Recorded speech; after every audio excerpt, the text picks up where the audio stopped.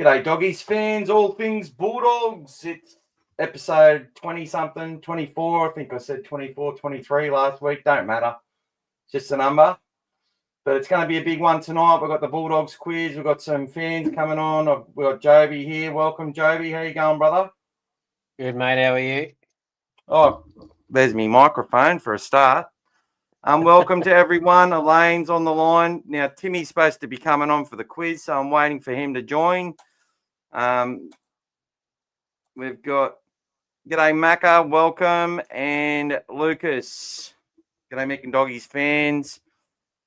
The Kennel podcast is going at the moment, so people can come and watch us later if they're not on now. They might get some little links through. It will be a good discussion, and all that matters is the people that are here to talk about it. Timmy's supposed to come on, and we've got Gas coming on when he gets home. One of the lads who holds big signs in the kennel, don't break defence, tragic supporter and really good mindset. Got some pretty controversial stuff to talk about outside of doing our quiz, which is going to be awesome. It's going to be on Bulldogs, but have an origin theme, which I've kept quiet. We're also going to look at, obviously, the team list that's come out, what changes we can expect, and also, additionally, what we all think may happen. We'll all give our opinions on that, on who Ciraldo will probably choose if we get some injuries or if they decide they want to rest players. There's a 24-man squad there, which has been named, and it's going to be quite interesting. We'll talk about what we think is going to happen over the rest of the season, and the timing of it all, but also need to talk about some of the stuff that's been happening in the media, a lot of articles that I've put out there, which have got a lot of support, which is great, and, essentially just utilising the words of these journalists themselves, basically to show that they actually disagree with a lot of the advice they give to the Bulldogs. So to show the contradiction in what they do. But the big one is going to be one of our former great players in Braith Anasta, whether people want to call him that or not. I love him. I loved him as a player. He's gone unnaturally heavy with his articles, and I've just got some questions to ask relating to Braith. And there'll be an article to follow tomorrow as well. So, look, we've got about 13 of us on at the moment. I've just got to see what Timmy's doing. Oh, he didn't get the link. I'll send it again, Timmy. Have you got it this time? Yes, there you go. I'll paste it again, brother. Sorry about that. So, Joeby, while we wait for Timmy, and g'day D. D is the creator of our trivia quiz and does a fair bit of stuff, gets some nice stats for us to talk about and that sort of thing when he can, because he's a hard worker. But, Joeby, tell me a little bit about yourself, where you're from if you want, why you love the Bulldogs and that sort of stuff. I'm from Wagga like you, mate. I love the Bulldogs. My grandfather went for the Bulldogs. My uncle went for the Bulldogs. My dad's a Dragon. And Pop took me to a Bulldogs. He's a farmer. He used to take, I'd go out and help him with harvest or something. So if I went out there and I was only a little boy, but I'd get on the tractor, and if I did a hard day's labour with me, sometimes, I don't know if you remember, but in the 90s, the Doggies came to Wagga a couple of times. I was there in 91, I think, in the Panasonic Cup when we played the Panthers in the semi-final and got blown away. Yeah, so that was probably the game. He took me to that game. He took me to that game, and I think there was some another time, but I don't actually. Other than that, I don't know why. It was probably I liked the colours of the Bulldogs, to be honest. But I've just always loved them, always obsessed with them. I've just I don't know why. really, but everything Bulldogs, that's all that matters to me. So, mate, and anyone we who don't plays know for why. them, anyone who plays for them, are my favourite players. That's it, mate. Once a Bulldog, always a Bulldog until you hurt a Bulldog. That's it. Welcome, Timmy. How you going, brother? Very good, thank you. Good evening, fellas. How you going? Hey, mate, how are you? Very, very well. Very well. Very well. You're back for the quiz and also your advice and messages. Thanks to everyone who's joined so far and said hello. G'day, Scary, Dave, Macca, Elaine, Timmy, and obviously Joeby, who's here, and more. Dee's asked a question there of you, Joeby. Who was your favourite player growing up? Depends on what area you're talking about. I mean, Terry Lamb was arguably my favourite, but then it was a close Braith Anasta and Willie Mason. There you go. G'day, Matt. Welcome. Stat Matt, the quiz master. Well, you guys at home feel free when we ask the questions to put your answers into the chat. But you could give the answer to one of the guys. So the way the quiz will work when we do it is you'll basically get asked the question. I think there's 7 questions, and we'll keep a score. And the winner, I don't know, I might send you a sticker or something, or a birthday card or whatever. I'll send you a signed pair of my Bulldogs undies. Hey, Elaine, I've got you on speaker. The silly train is making too much noise. I can't hear properly, so everyone in my carriage is listening. Hello, everyone on the train. Go the Dogs. CJ Uday. New South Wales Combined High Schools next week, starting Sunday. And I'll be watching. Oh, fella Dave. G'day, brother. JD Birkinshaw. Quiet time. Oh, that must be my wife. Quiz time. Hello, wifey. Rooster supporter on here. Rooster supporter. Yeah, she is a Rooster supporter, yeah. Scary says, my great-grandfather worked for the Bulldogs. He sold tickets at the gate at Belmore, and my whole family loved and followed the Dogs, and my mum worked with Terry Lamb when I was a kid. Beautiful. And Terry Lamb's a great guy. He says, we got to go to this place for a barbecue a few times. It was so good. Love the old days. Love being a Doggy supporter. Doggy supporter through marriage, but supporter-in-law. G'day, Snopsay. So, Timmy, how's things, mate? Yeah, very good. Had a good weekend. How? I'm very happy the girls got the free. The women one. Remember the women one? I'm very happy about that. Yeah. What about it's good to see them get a win. It just goes everywhere, doesn't it? Taylor Preston, Jacob Preston. I know. We have to do a song for her now. Yeah, she was outstanding on the weekend, wasn't she? Yeah. Looking forward to Thursday night's game. Well, Brett Kalani, the coach of the Tigers.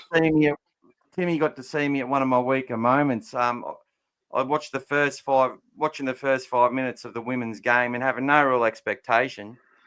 I'm like, there's no way they're going to get smashed. They got no line speed. The Knights are just running through them, and when the Knights are so dominant, it's going to be over. No. Yeah, how wrong was I quickly? And then my tone quickly changed, didn't it? I thought Yeah. I thought they looked terrible as well, but then they just kicked into gear all of a sudden. They played like it reminded me of the Cronulla game for the men, where the Sharks come out real fast and they had us pinned for about 5-10 minutes, couldn't score on us, and then we just smashed them for the rest of the game. Jake, definitely. Boys, let's get into this. Jamal Idris is from my hometown. I met him when he was about 12 years old. I love Jamal too. Wish he never left. But anyway. All right, so let's get into this. We've also got Gas coming on from Don't Break the Fence. He's just driving home at the moment. He'll let me know when he's ready to come on. Here he is.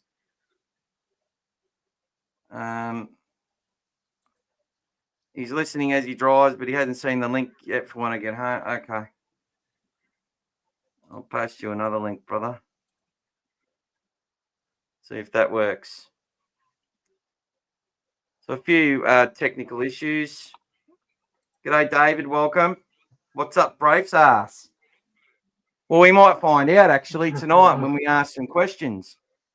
Do we want to talk about Braith yet, or should I wait for our guest to get online? How about we talk about the team selection for this week? What do you reckon? Yeah, sounds good. Should we look at it? We'll wait for Gas to come on.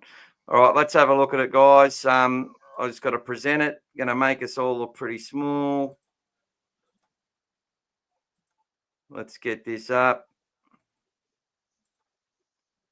How do we look there? I need to make us a lot smaller.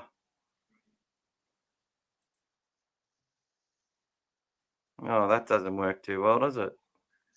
Sorry, guys, just working things out on the run.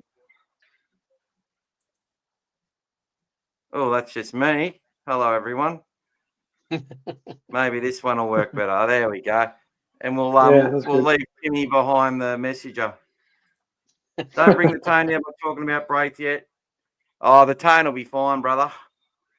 I think it'll make people it's fine for people to carry their own narratives of what they think, isn't it? Once they're validated by questions in the media, and that's what we're doing here. And I'm gonna g'day, Dave. I'm just gonna turn the messages off so we can see Timmy, Joeby, and my beautiful self. That's still not very big as far as a team list goes, but let me scroll it along. How about I do this? How does that look? That's better. That's better. A lot better? All right, beautiful. I'm getting better at my technology. So a lot of changes, and the Dogs named a 24-man squad, as did the Cowboys, with the fact that both teams got a lot of players in Origin. In my prediction, I had that they would pick Daniel Saluka for feeder ahead of Sam Hughes, but I think Sam's going to play. I'm still not sure who will play this game, to be honest. I think that they might want to get more miles into Sam's legs, but they would be conscious of miles going out of Daniel Saluka for feeder's legs, and keeping these big fellas charged is very, very important. And I also had that Kurt Mann would start at lock and Bailey Hayward at 14, but neither here nor there, and that's the exact basic event that I named. Guys, so look, if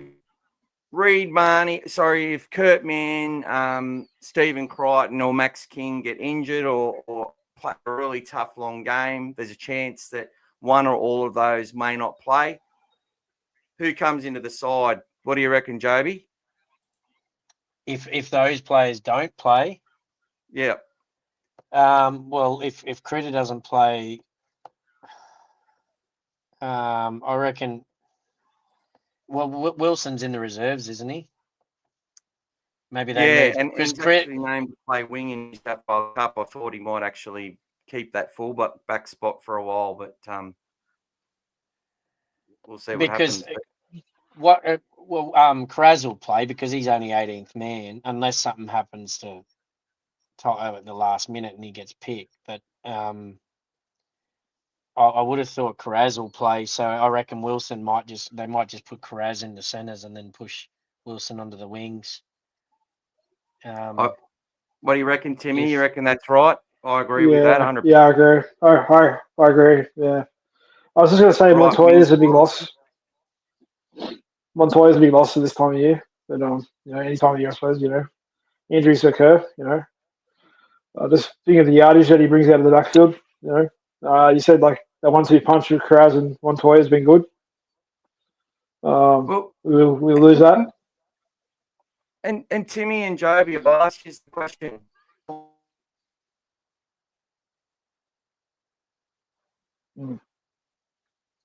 Was that? I lost him for a sec. Have you lost him, Tim? Yeah. Imagine if, so last week he brings Anari Tuala on the left wing, and Bronson Cherry and Montoya had moved to the right, and Montoya moved there the week before. So Anari Tuala's got a game under his belt, made 175 metres. I felt he got better with the contact as the game went on. I don't know if you guys agree with that. And now he's had to come in as the left wing again because Montoya's injured. So do you think last week's game is going to be beneficial to Anari Tuala without Montoya there coming into this side? Yeah, well, I think that's right. And I got to say, look, I was surprised that he was there and Wilson wasn't just automatically picked, but it makes sense now. And that's probably why the coach is the coach, because now he's put him in there. He's got a bit of experience. So that's why he's the coach and we're not. Yep. Yeah. I agree. Because I was very surprised not to see Blake Wilson. But yeah, because that's what they've done every other time, but they obviously had a reason for it.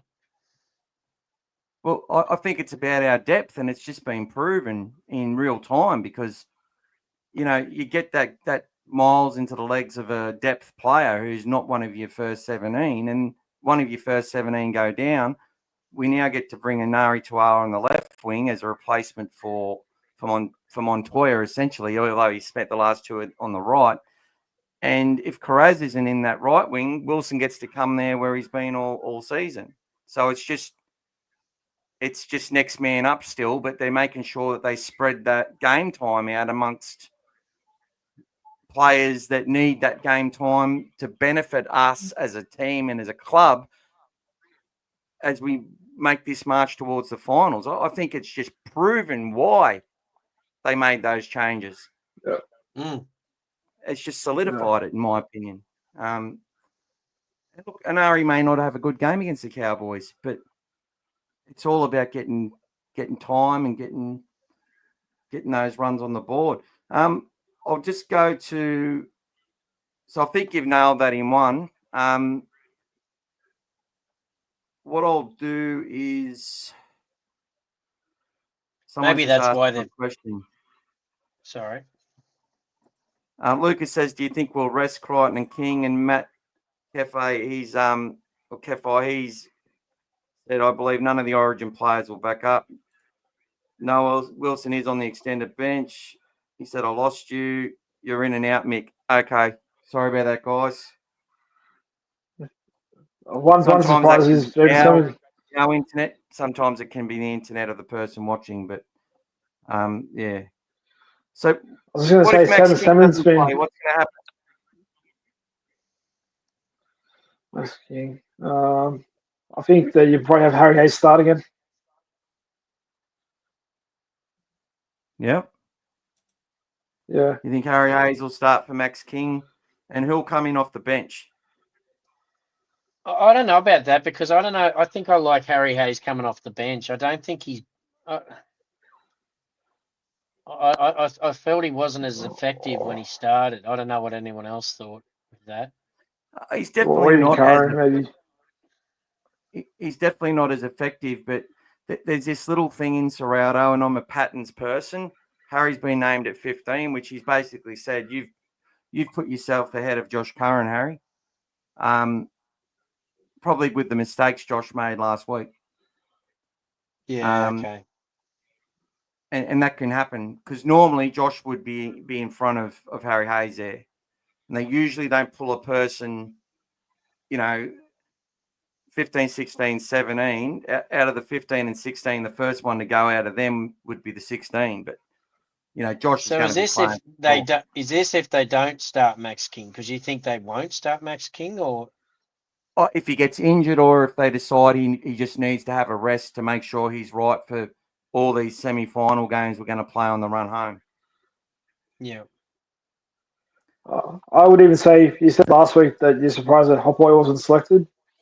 Hoppo might come in. He's not on the extended bench at all, so he's not coming. Mm. Well, they can have Sam Hughes and Daniel Saluka because he's on the extended bench. They can bring him into the side because Yeah, I was a bit surprised to see Sam Hughes in the starting side in rather than Daniel. To be honest, I thought Daniel had gone past Hughes, but I don't know what you think about that. But yeah, well, that can be the case, but he's also sometimes swapped those guys out and around at different times, and I think it's a case that they want to get more minutes into Sam, and he got some important ones last week. And for this game, I think they will entertain carrying Daniel and Sam to start the game if Max King doesn't play. But in normal business as usual, it'll be one or the other. I'd be surprised if they don't play King. I think if he's not injured, I think he'll play. Yeah. Because we have had 3 buys already. We actually didn't play a lot of football when you think about it. And it depends on how hard. Like obviously Wednesday night he might if he only plays, because what did he play in the second game? He didn't play a lot of minutes in the second game. The first game it was like just under 30 minutes. I think it was in the second game. Yeah. In the first game he played 46. So I think it depends on how that goes. But because I mean he's extremely fit. I honestly think they're going to play a lot longer minutes this time because of the fact that they're going to go after Haas in the middle. Yeah. I think they're going to play more minutes. The other middles. Yeah. Look, I think 20 minutes will be. If he plays 40, 45 minutes for New South Wales and is the starter, I think there's a big chance that they rest him because he's basically become an enforcer. Whether he believed he was one or not, he is one. He believes it now, I can tell. So I think he believes it now. 2 months for the run home, they may just say, hey, look, Brisbane and Penrith too are the most likely ones based on the draw to get into the top 4. They're going to need to win, I think, 7 or 8 of their last 9 games to make it. And we would have to lose probably 5 of our last 8 games. It's going to be that close. So, they've got a much harder task to knock us out of the top 4. So I think the club would be looking top 4 more so than, putting everything on the line to finish top 2. Yeah, and I think I'd rather be 4th and 3rd anyway, because then we play Canberra in Canberra, not Melbourne in Melbourne. I don't want to play Melbourne in Melbourne in the first final. I'd say either is pretty tough, but I don't think we're scared of any team, to be honest. No, I don't either, but that's just me as a fan, not them as a team. But now we get Melbourne. Sorry. If Jamin Salmon, we get Melbourne in the run home. Yeah. Do you think there's a chance that Salmon comes in for Galvin? No, I don't think so. What do you think, Timmy? No, I'll leave Galvin on the bench.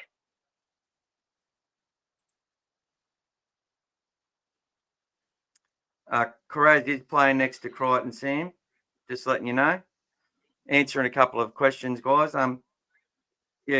Carraz will be playing right wing, and Critter will be playing right centre.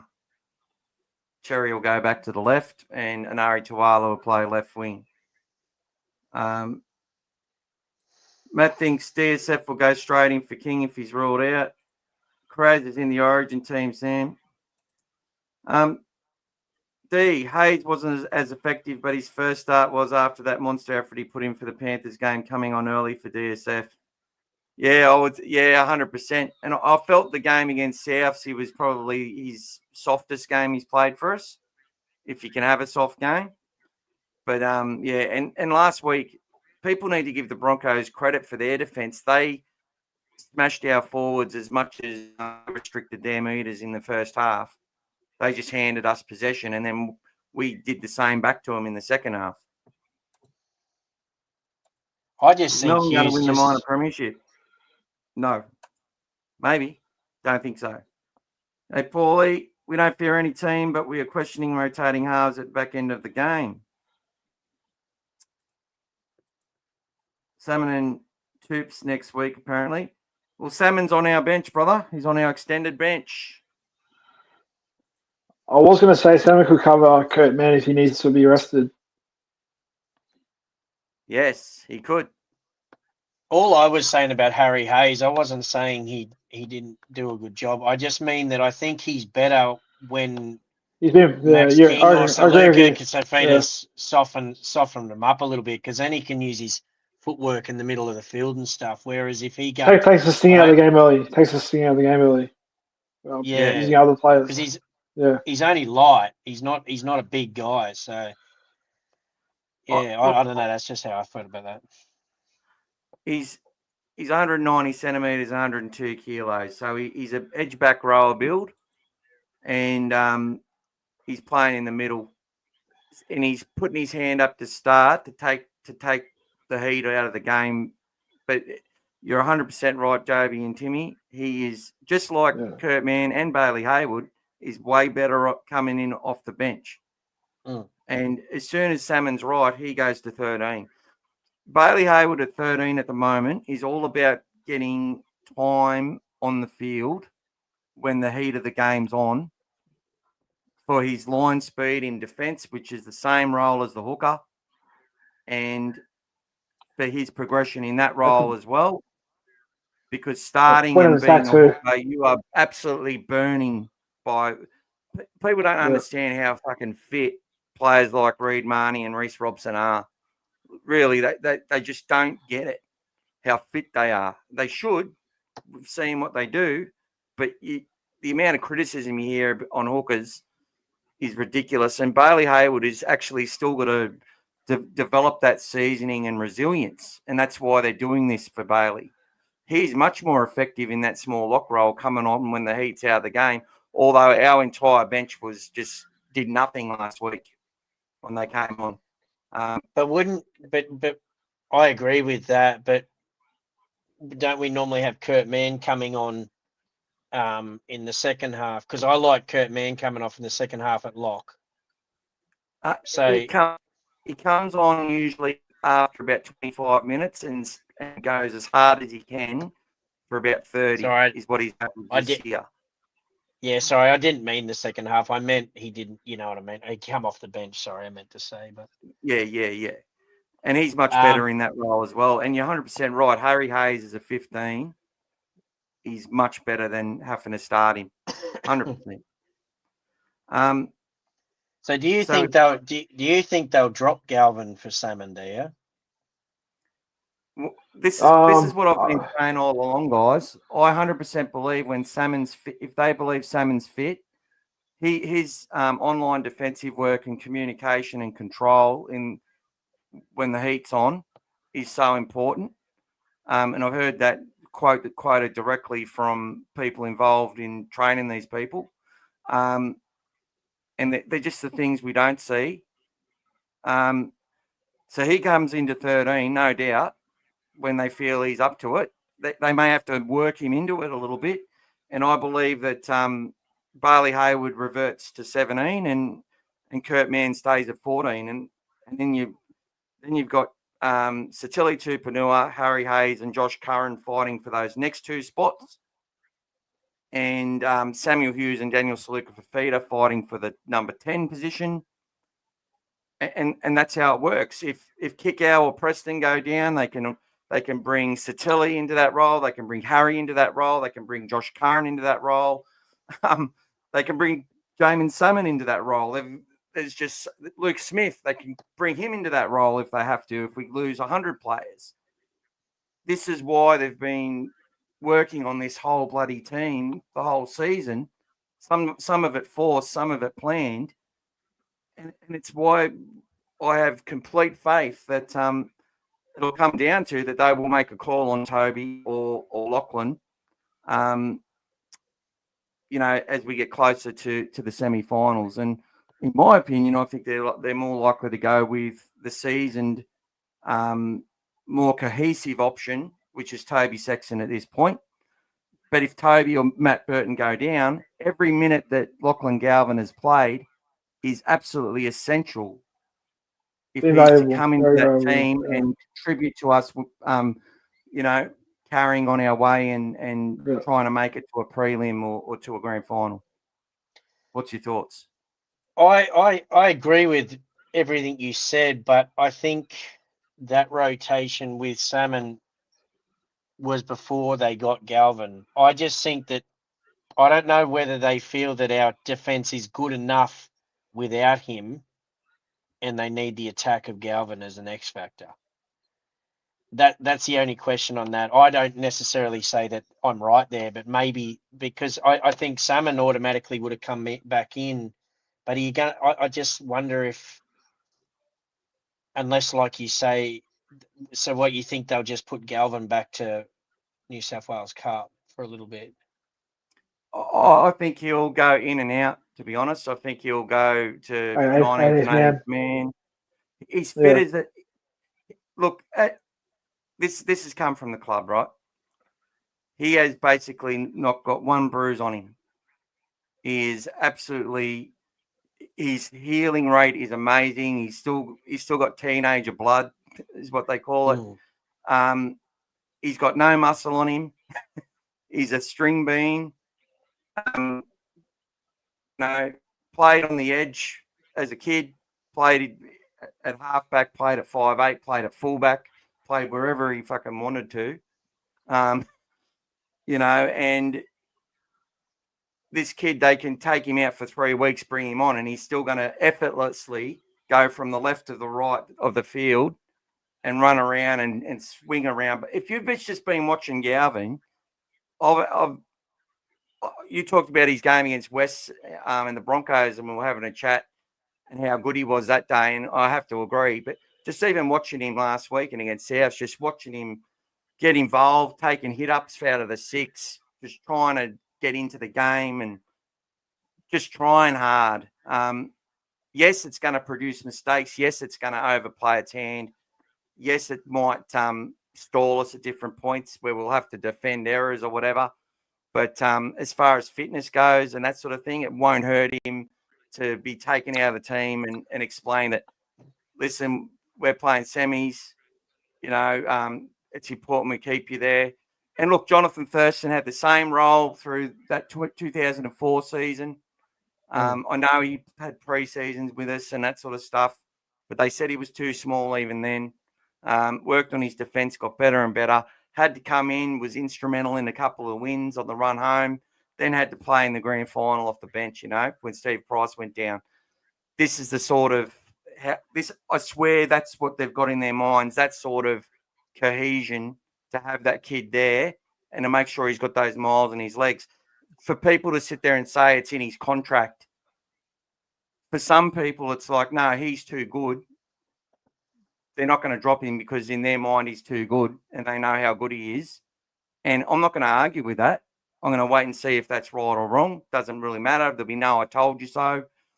But from my point of view there, it's basically a situation where I believe Salmon is the one they're going to... Defence wins premierships. Defence wins premierships. I agree. Yeah. Penrith would have lost a lot of games in semi-finals where they won by 1.2 points and would have been bundled out of that. They nearly lost to Para. They nearly lost to Souths. They had some poor performances and just got over the line because of their defence. And Salmon is defence.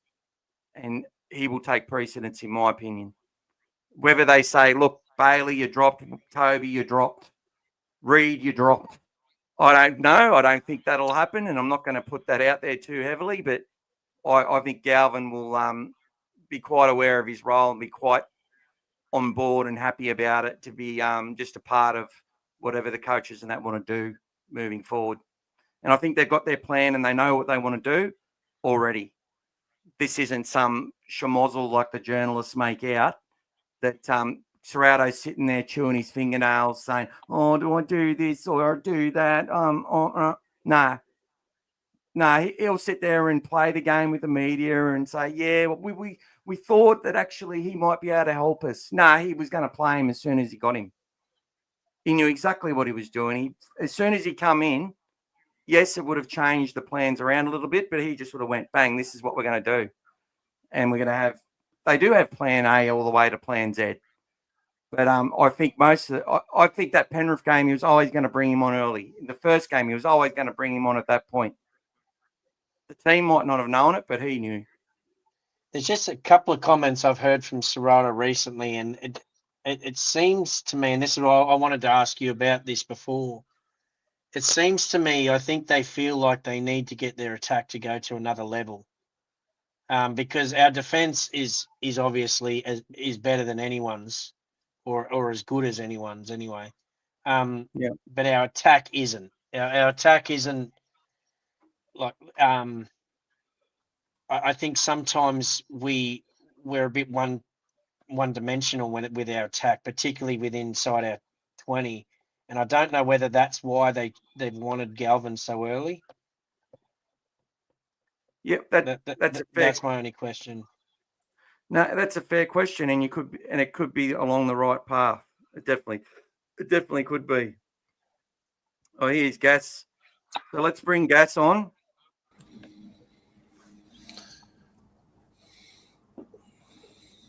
Welcome, brother. Hey guys, how you doing? Good How are you, mate? Thanks for joining after work. No worries. Go, just to let you know, I have been listening to everything you guys have been saying, so I'm up to speed with what you've been on about, so it's all good. Beautiful, man. But I agree with you as well. I think potentially if Salmon is ready, I reckon there is a chance Galvin may be missing out. I mean, it was probably the plan all along. It's just injuries have probably allowed Galvin to come in earlier than maybe expected. So I don't disagree with you there. It is a chance. Yeah, well, sort of double down. And sorry, guys, I know I dominated that period, but you'll find I'll do that. I think that they were going to play Galvin as much as they could through this Origin period. And I do believe that they still have a lot up their sleeve. They have a lot of self-belief, a lot of confidence. And, the mindset's been an issue because they've just got ahead of themselves a little bit in these games, thinking it was just all going to go the same way as it did against Para, and it didn't. But the disappointing thing about last week, I think all of us agree on, is that they didn't learn from the mistakes in that game against Penrith. And we know that we should have another 4 points in the bank, and we don't. And I get why everyone, whether they're on board with the changes or not, is upset by those points. But look, I believe that they wanted to use him, get miles into his legs, get him combining with different players. And then if they need to use him when in this business end, they can at any point. And, and I think they wouldn't mind having him have a couple of games with Mitchell Woods just to see how those two go together. Just my opinion. What's your thoughts? Go, Timmy. Yeah, I think we've been able to utilise him at a good time, with the team. With so many changes during Origin, he's been able to, as he said, gain a bit more cohesion in combinations within the team. I think if someone's fit and ready, I'd bring him back in because he does bring that defensive line speed we've been lacking for a while. We still have the line speed, but I just feel like Seven brings that energy into the line. And if Kurtman needs to be arrested this weekend, I wouldn't be surprised if he comes in late as an option. Who, Jamin Salmon? Yeah. And maybe Salmon comes off the bench. But look, I don't know. It just depends where he's at with his injury, and they know what's going to happen. And he'll know right now if he's playing, I reckon. He'll probably already know. G'day, Michael, our master statsman. Hopefully get revenge. Yeah, well, the Cows have had the wood on us, winning 2 of the last 3.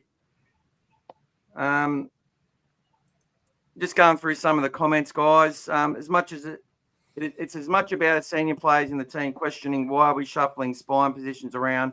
So he's got to go back to Reggie's at some point. Look, Paul, I don't think the senior players in the team are questioning that at all. I think there's a little bit of there's a bit of military in Ciraldo, and it's like, you know, there's muscle memory to do all the things you're supposed to do from every little element of the game.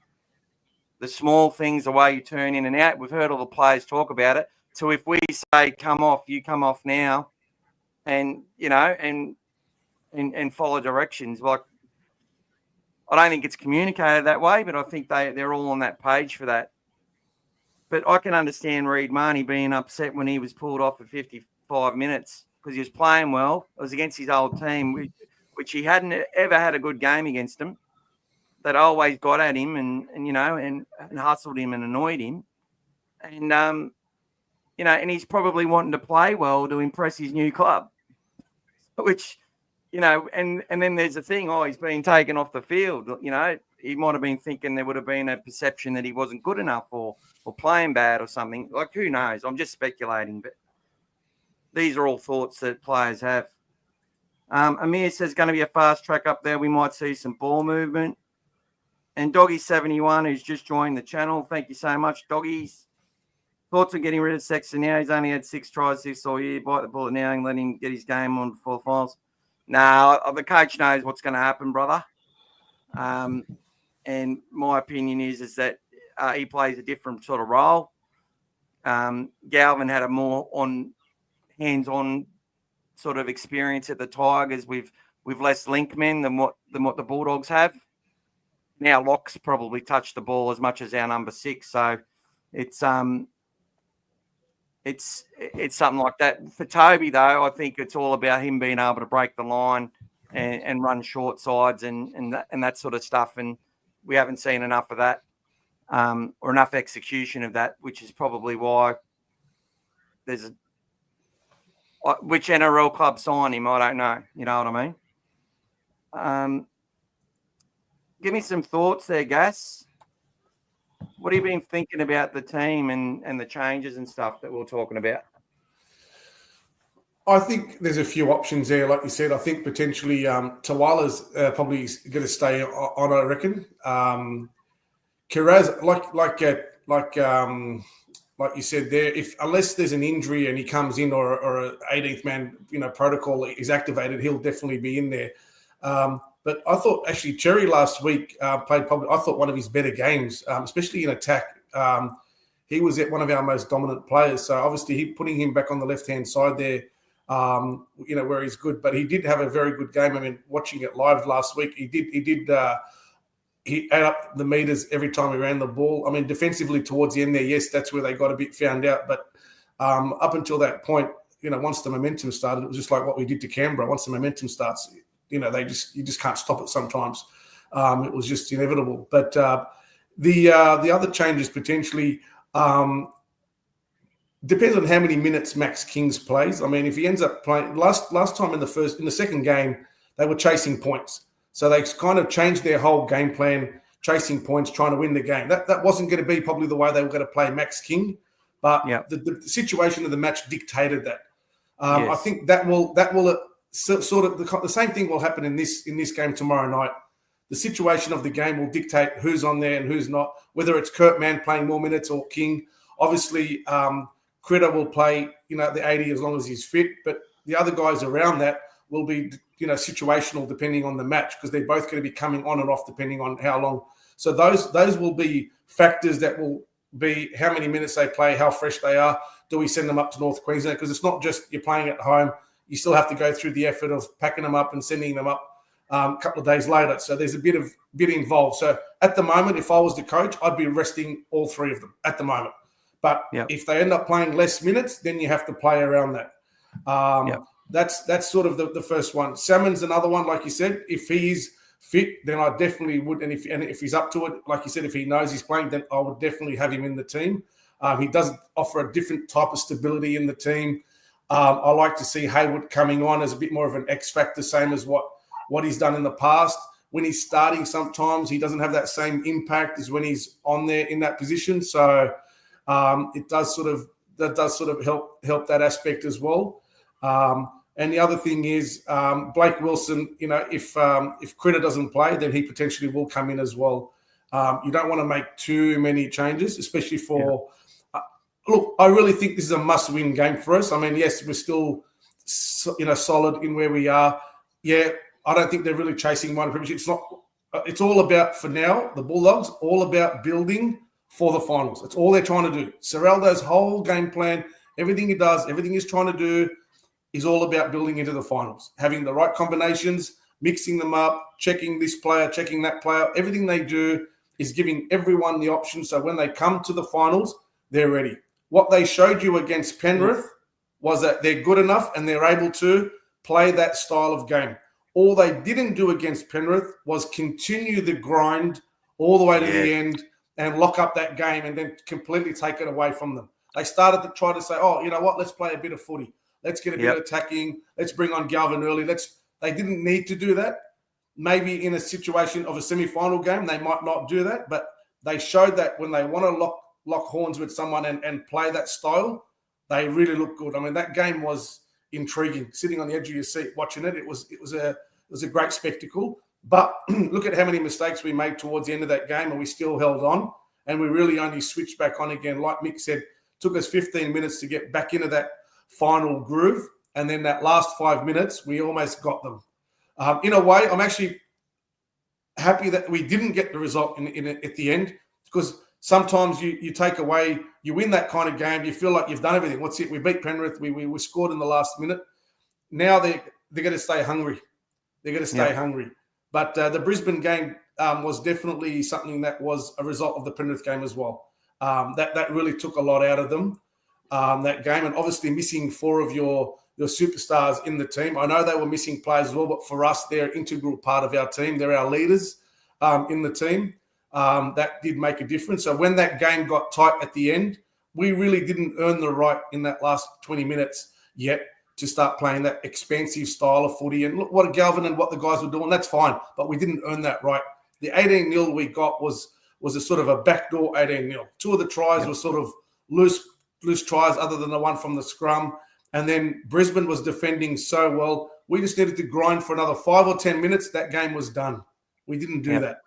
So that's why, if you look at Ciraldo, that's why he's upset.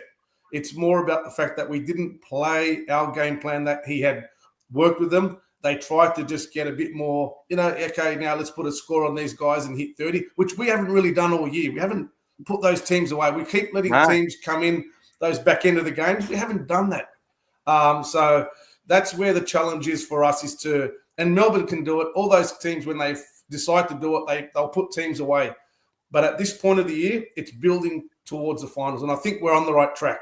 I think everyone needs to just really calm down, let things happen. Like we said, 2 years ago, none of us were sitting in this position. Now we are.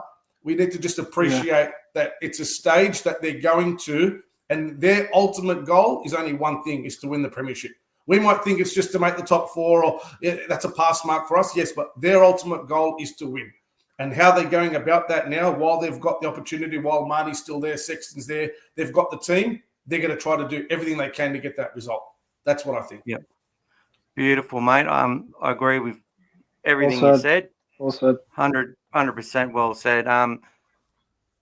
It's funny because the stages thing, and it was good to hear Gus talk about that, and I sort of relate that when looking at the West Tigers as well. Somebody's taken off. I think it's Timmy. Someone's taken off in an aeroplane again. There we go. There's a Bankstown Airport outside the window here. Sorry, guys. Oh, is it? There you go. So, look, I think it was Penrith last year. We went 25 minutes head-to-head in a really good performance. Then Nathan Cleary influenced a couple of tries. But we sort of came grinded with them for the rest of the game and then finished the stronger. And I think that really set us up. The game against Melbourne where we should have won.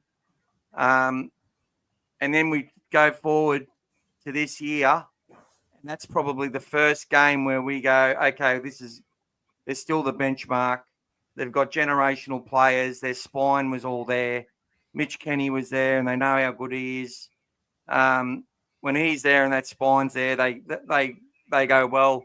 And all their juniors had been working their ass off and making a heap of mistakes to get to that point.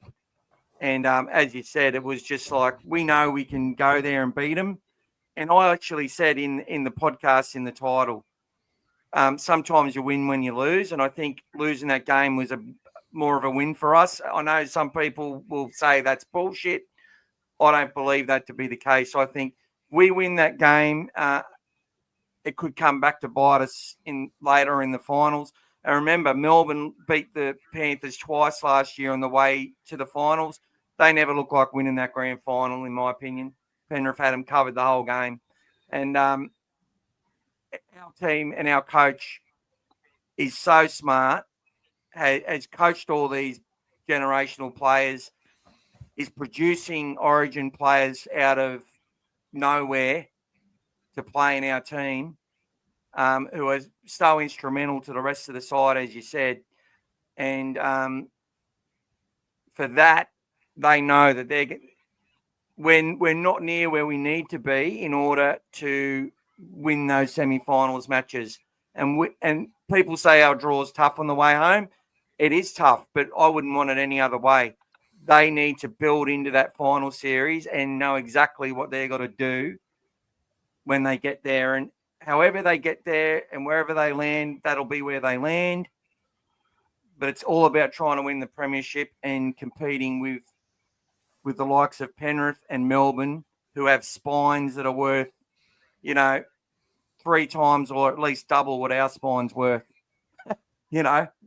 It's and they're the ones who control. They're the nervous system. They decide who wins, and the rest of their sides are just work like clockwork to get it done, from great coaches, great systems, and both systems influenced heavily by Canterbury Bankstown Bulldogs going a long way back, which is something I haven't talked about very much at all as well. But I reckon we'll listen to Joeby talk in a minute. He's biting, he's chomping at the bit, I reckon, to give some of his thoughts on some stuff. But Macca, coach is not a rookie to making decisions now. That will have effect 2 to 3 years in the future. Don't think he's experimenting come crunch time. He's getting early runs in the legs of a future half. That's what I believe as well. And whether that future comes early this year or comes next year, we will find out. Ciro didn't just have a lobotomy. There's a method to his madness. Macca, Salmon, Man, Hayward all re-signed in recent months. They know how important these guys are to our campaign. Salmon is a leader in this squad. David Hatt has put out his side, his ultimate team of what he thinks, I'm pretty sure. Best team if all fit. Tracy Montoya, Cherry, Crichton, Carraz, Burton, Sexton, King, Marnie, Hughes, kick out Preston, Salmon. He's got Hughes in there again, but I think he means Hayward, Curran, Tupanua, and Man. Yeah, I think you're probably right there, bro. I think that's the team that they had to pick a grand final side now. I'm pretty sure they would pick that team. We've conjecture over potentially Hughes or Daniel Saluka for feeder. I think that would be a big decision. And obviously Lachlan Galvin, just for all the media people out there who want to keep that going. Sorry, Hughes for feeder or Hayes, one of the three. Paulie, just to go on what you said, Gas, that Cherry was poor in defence. But again, Paulie, you've been listening to me for 3 years. We lost the middle. We had 57% completion from the 28th minute mark to the end of the game. We gassed ourselves through our own poor handling and gave them the possession, and our edges crumbled when our when our markers started to get stranded on the ground and completely left behind, and players like Billy Waters just tore it up. That's what's going to happen to your edges every single time. Every time. You know? And that's why Cherry was busted. That's why Toby couldn't get back and cover space. That's why Preston was left waning at different points. That's why, you know, Montoya and Cherry got picked apart and missed some tackles, because we lost the game as a team with our possession and our, you know, and we played recklessly. There's no other way to say it. Does anyone else have any different opinion to that? Oh, when it comes to that, I was just going to say, and also one of those passes from Ezra Mann was lights out. Like, no one's defending that, I don't think. I think it was the first. Was it the first try they score? He passed it to the back rower. Yeah, and the Hoyter pass was good too. That was a great line that Deloise Hoyter ran. Full speed. Sometimes you just have to give it to the attack as well. Ezra Mann's a phenomenal talent. So the other tries at the other, like you said, we'd lost the middle. Like Sexton, that most of the time, if it's beaten out on the edges, it's what's happened in the middle has happened first. They don't all suddenly just forget how to defend. So I think half the problem was we gave too much ball away, which made us too tired at the back end of that game. And we gave too much ball away in real bad areas at the field as well, dropping the ball inside their halves and stuff like that. You can't, no matter who you are, you're not going to defend that. So I don't think blaming Cherry is really, I don't know if he is blaming Cherry, but it wasn't his fault. Well, look, he's basically calling out what happened, and this is what I say. Like, when you lose the middle, your centres and your wingers have got to make a choice, and sometimes they don't choose the same way together. And under sufferance, they turn in or they turn out, you know, or they hang off. They don't have the energy to sort of check and release and get across. Like, there's all these things happen, but people just sit there and blame them religiously, you know, and they've got the tough. That's why you'll see the wingers have the least amount of tackles and the highest amount of missed tackles. And some wingers are so shit. You know, Gus would rather a winger that's had, you know, 8 tackles and 5 tackles and 3 misses than someone who just made 2 tackles and had no misses, because that winger's probably just misreading everything.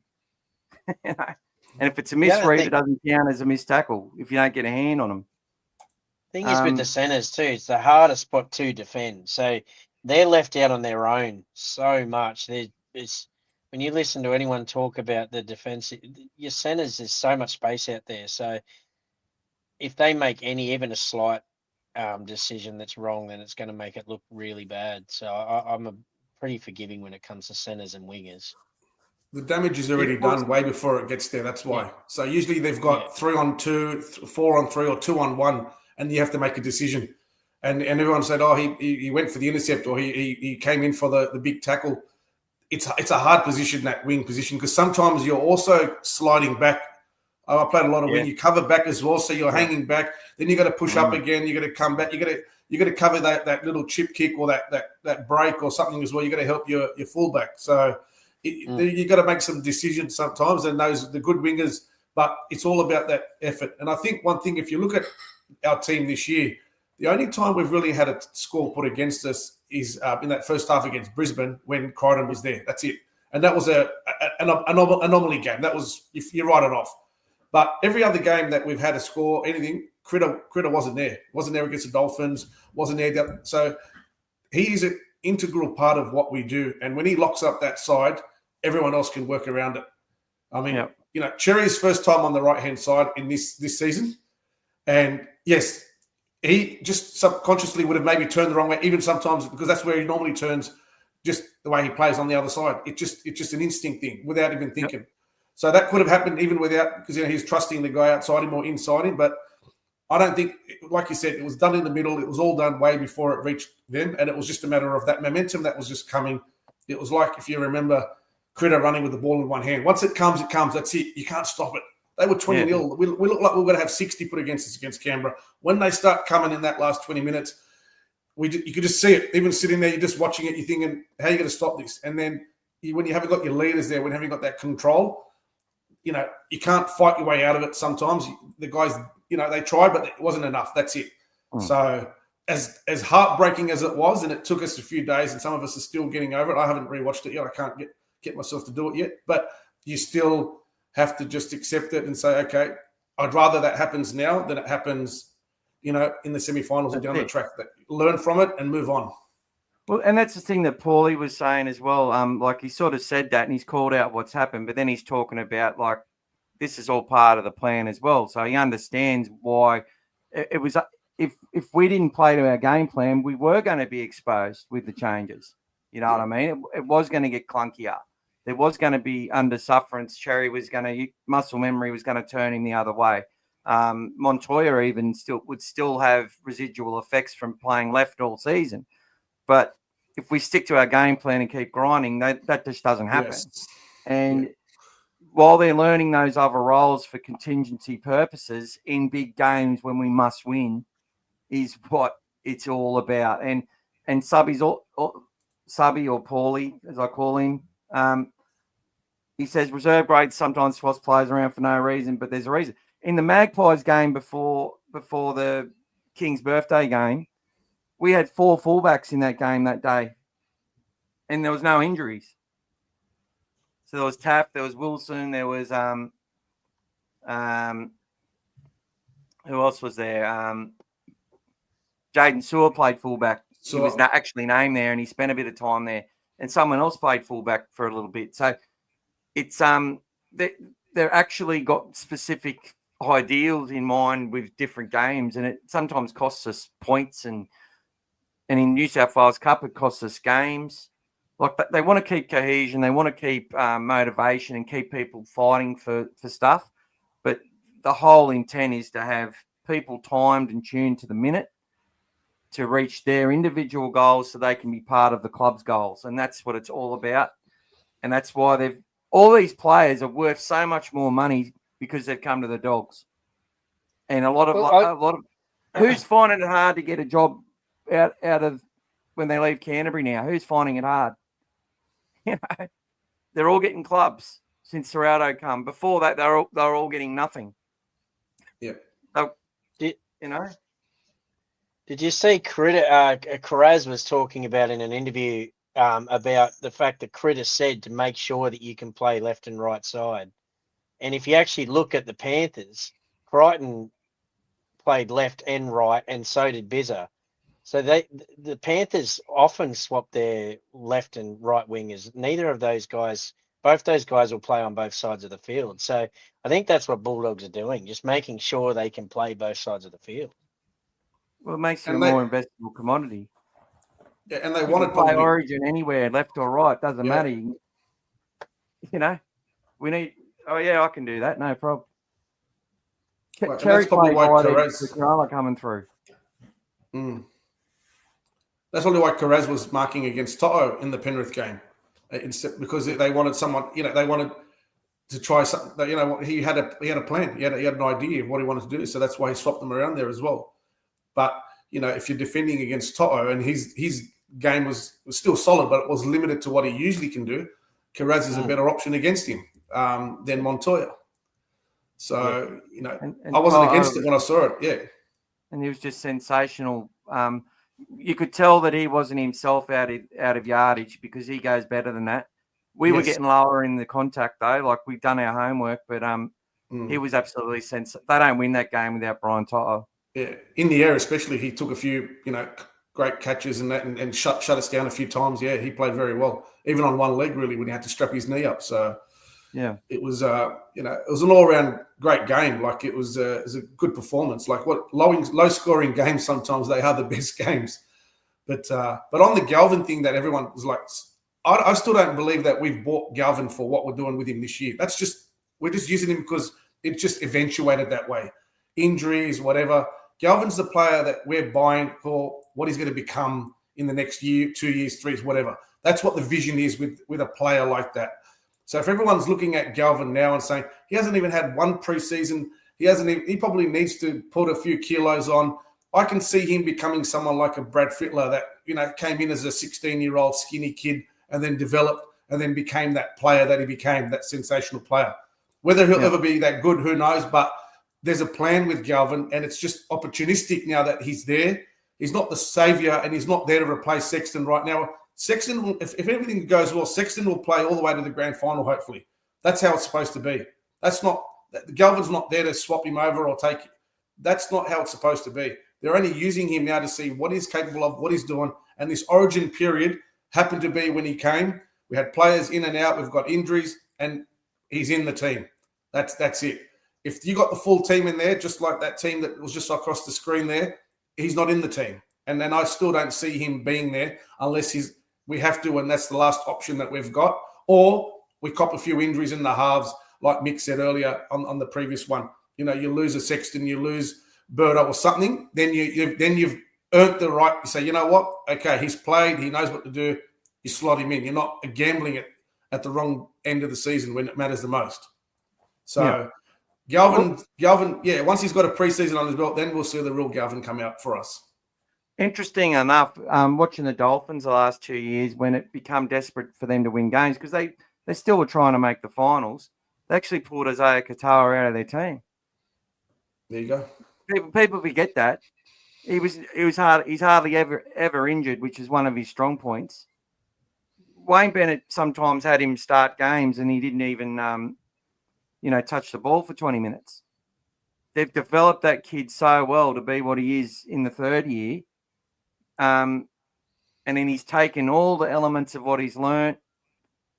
And, you know, we all know he's going to be another generational player just looking at him. And I think they see Lachlan Galvin that way. And I think they see a couple of kids in our systems as going to be like that. And they've brought that little, spice rack together, and it's going to create a beautiful bloody dish for us fans to enjoy for a very, very long time. But let's get to Sayed. He's come out and said, isn't it crazy that we played Panthers last year, lost 16-10, then we lost to the Raiders 24-20 in Magic rounds. That was round 9 and 10. And then we went on a 3-game tear. It's giving those vibes. Oh, yeah, potentially. And I just think it's a good time of year for us to have that little dip. And now our investment's going to continue to build and take off, and our share price is going to grow as we go to the finals. Paulie says it's an important game, this one. Cowboys, one of those rubbish sides where you think they are rubbish and gone, and they pull out a great performance. Yeah, they're very inconsistent. Amir Satelli coming back will help us a lot. I agree. Missing Hayward in that predicted 17. Yeah, I think that was he actually he meant Hayward or Hayes or whatever. I'm not sure. I think Hayward will be there. I think they'll go. We've still play 2 ball players on their bench always. Ezra Man, great talent, crappy driver. Why doesn't anyone talk about a big reason why we run out of puff? A reason that many teams has come to over the last 5 years. And that's the hangover from competing the week earlier against Penrith in a grand final-like game. Very good point. And Gaz actually pointed out to that, the flatness that we had after playing against the Panthers.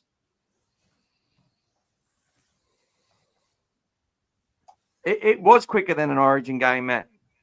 And that's another thing people got to look at. When they do their GPS tracking and they compare it from the players that are playing in Origin and stuff, and it was faster. The ball was faster. It was in play longer. Because in Origin, they let them slow the ruck and don't penalise them. If they don't make mistakes, it gets hard and fatigue comes into it. But, I find that grand finals and some games are a lot tougher. Developing footballers, not pigeonholing players into a lane. Welcome back, Timmy. Timmy had to go. Toilet break.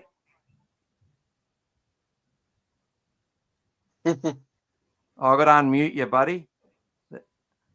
you back?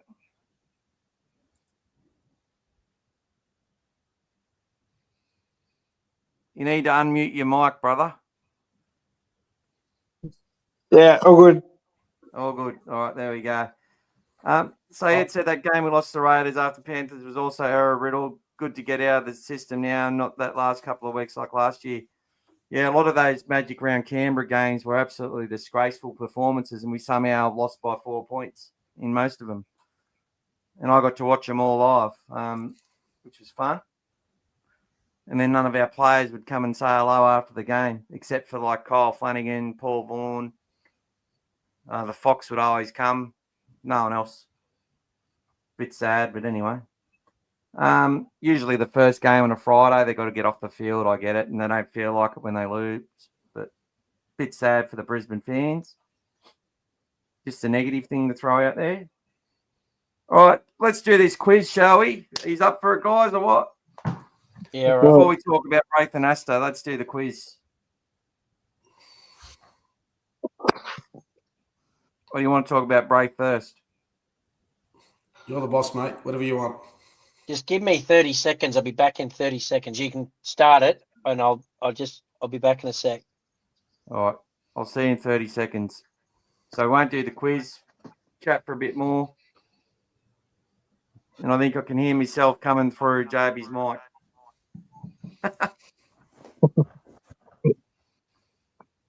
So, how are we doing, people? We fired up for a big... I got to mute the mic here. Is that better? That's better. That's better. Perfect. Andrew says, Netherlands national football side in 1970s introduced a form of tactical football structure, a fluid system where no player is predetermined to any role. There you go. How many players does Braith manage at the Dogs? Start there. 1. Yes, better. Up the Blues. 1 player. Look, we're going to ask questions here. We're not going to accuse. And Alex Conti is his name, and he's a very good talent. And, you know, there will be an article released tomorrow which will ask all these questions on all the Bulldogs groups and pages. And I've sent it to another mob. They may want to print it, but media really doesn't like targeting other media unless it's Fairfax versus News. And even then, there's a lot of friends who basically, there's a lot of journalists who are like, I might get the sack from Fairfax and need a job. Hey guys. Welcome back, mate. I had to mute your mic because I could hear myself coming through it. Yeah, sorry about that, mate. I didn't realise I forgot to mute it.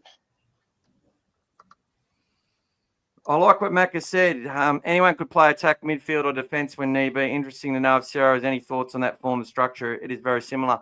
Well, Mac, Ciro's gone and got so many... he's doing so much work on his coaching, and I think he's pioneering the game. And look, my Gus Gould documentary, which comes out, it's all the Gus philosophy. It's all based on players playing for 80 minutes under any circumstance. And it's a pretty simple philosophy that takes a hell of a lot of work to achieve. And you just got to see in the players that are coming from playing centres to being edge back rowers to then debuting in the fucking middle of the field, the hardest, toughest place in the NRL. And he's putting some debutantes and kids in the middle because their mindset is that they play 80 minutes. And that's what I believe it's like. And then having competition for so much competition for spots that players go extra hard in the middle to win the coach over. And that's why we've seen it. Like, there's still a lot of people who are going to tell us that we're not big enough and we're going to get rolled. And I've never felt that was the case ever. Something about us in Queensland sides, we never win, especially this year. Broncos and Cowboys, we were the last team the Broncos ever beat, just to let everyone know. It took them 3.5 years to beat us. Conti a half, yes he is. He only manages halves. And he manages golfers mostly. Right. All right, let's get into Braith. So, look, guys, I might just dictate a little bit of this out. Essentially, Braith Anasta has done over 50 articles on the disruption of Lachlan Galvin at the Bulldogs. You know, basically,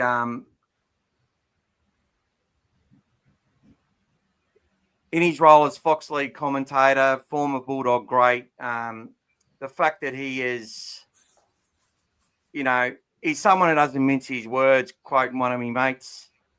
And fans it's fan narratives which are validated by these questions raised in the media, which cause a lot of the problems for clubs and for families and that sort of stuff. And Braith knows firsthand about mental health, and he spoke about it many times. So he should be aware of what's coming at Galvin. And I don't think just because a 19-year-old on 700 grand and taking some risks with his career that he deserves to get, you know, the amount of stuff that's been thrown at his way from the entire fan base of the NRL, not just our own half our own Bulldogs fans. And look,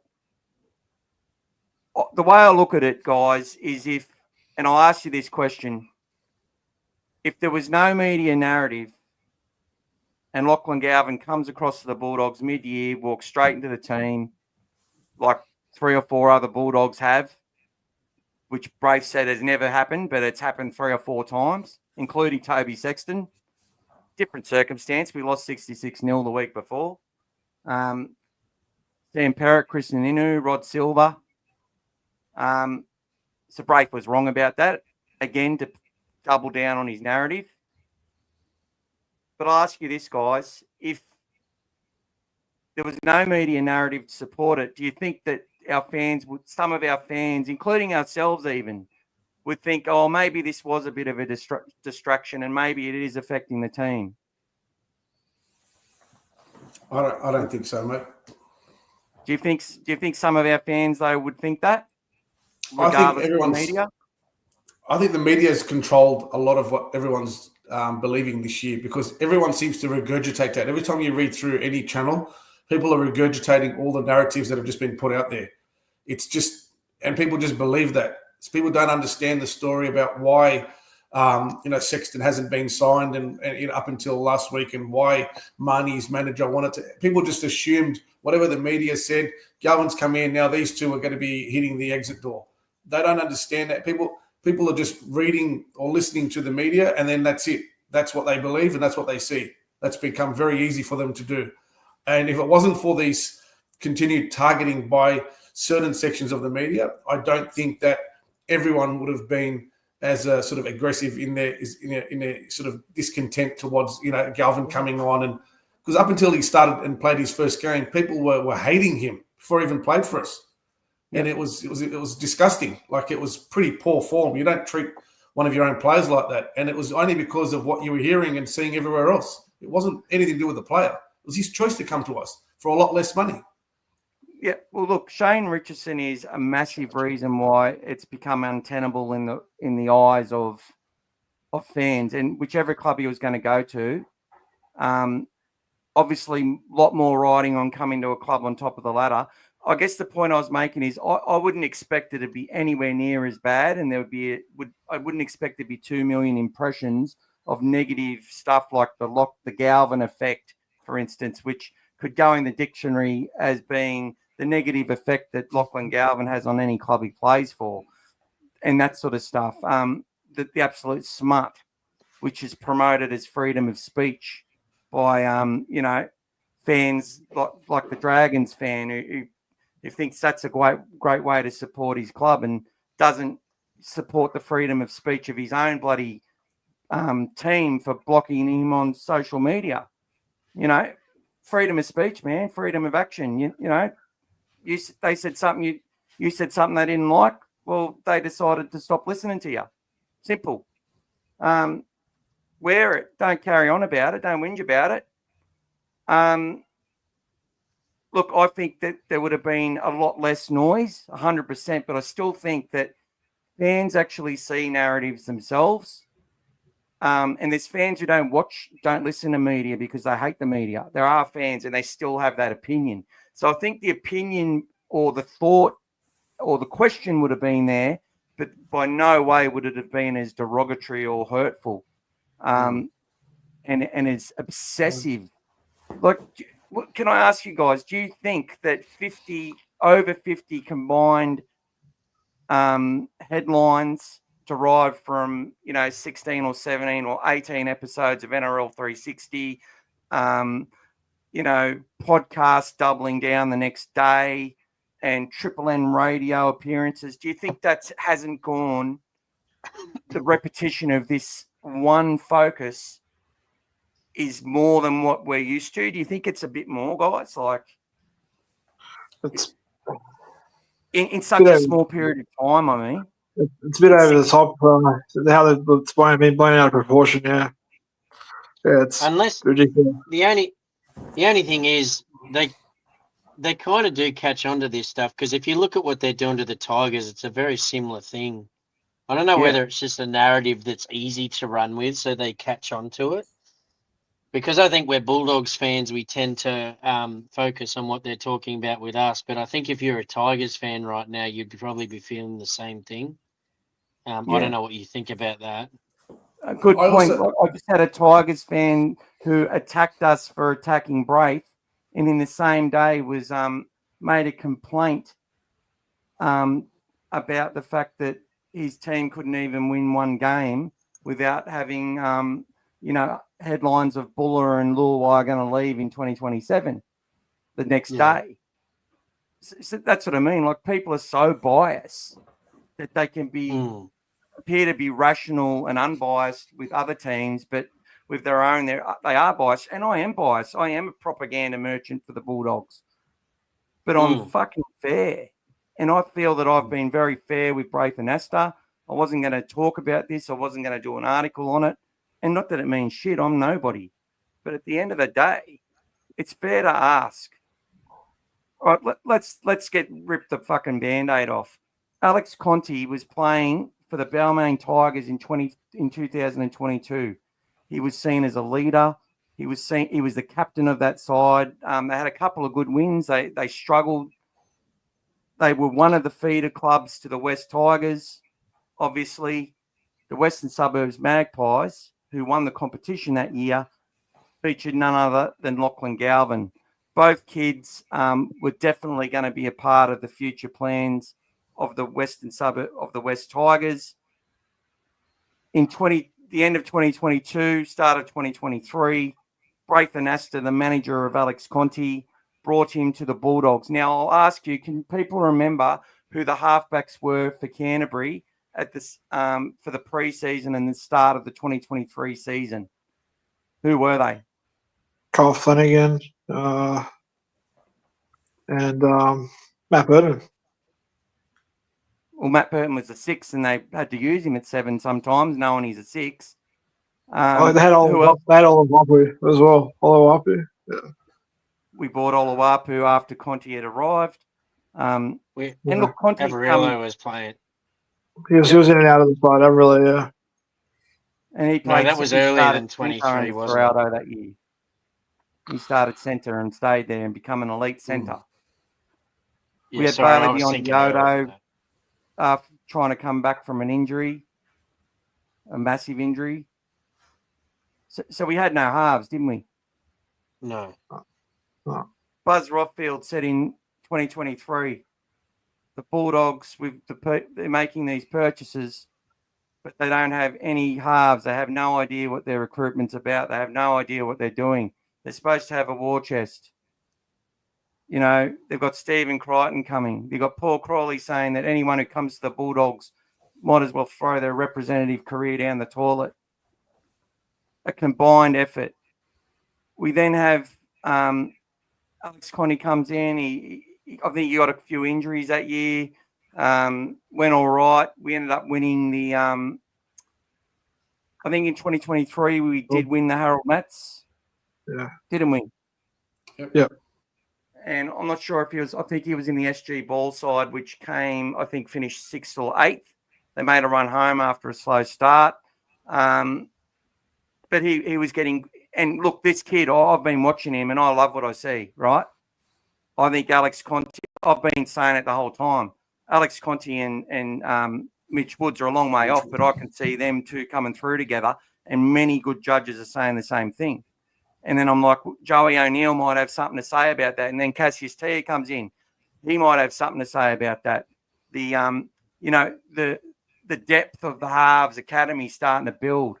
Bailey Hayward, who I was like, has a preseason, comes into first grade, blows us away with his effort and his defence and his engagement of the line and his passing and his spark, moving both sides of the field, being a link. So that pressure's building on these juniors, right, which is what we want and what they need, rather than an easy pathway.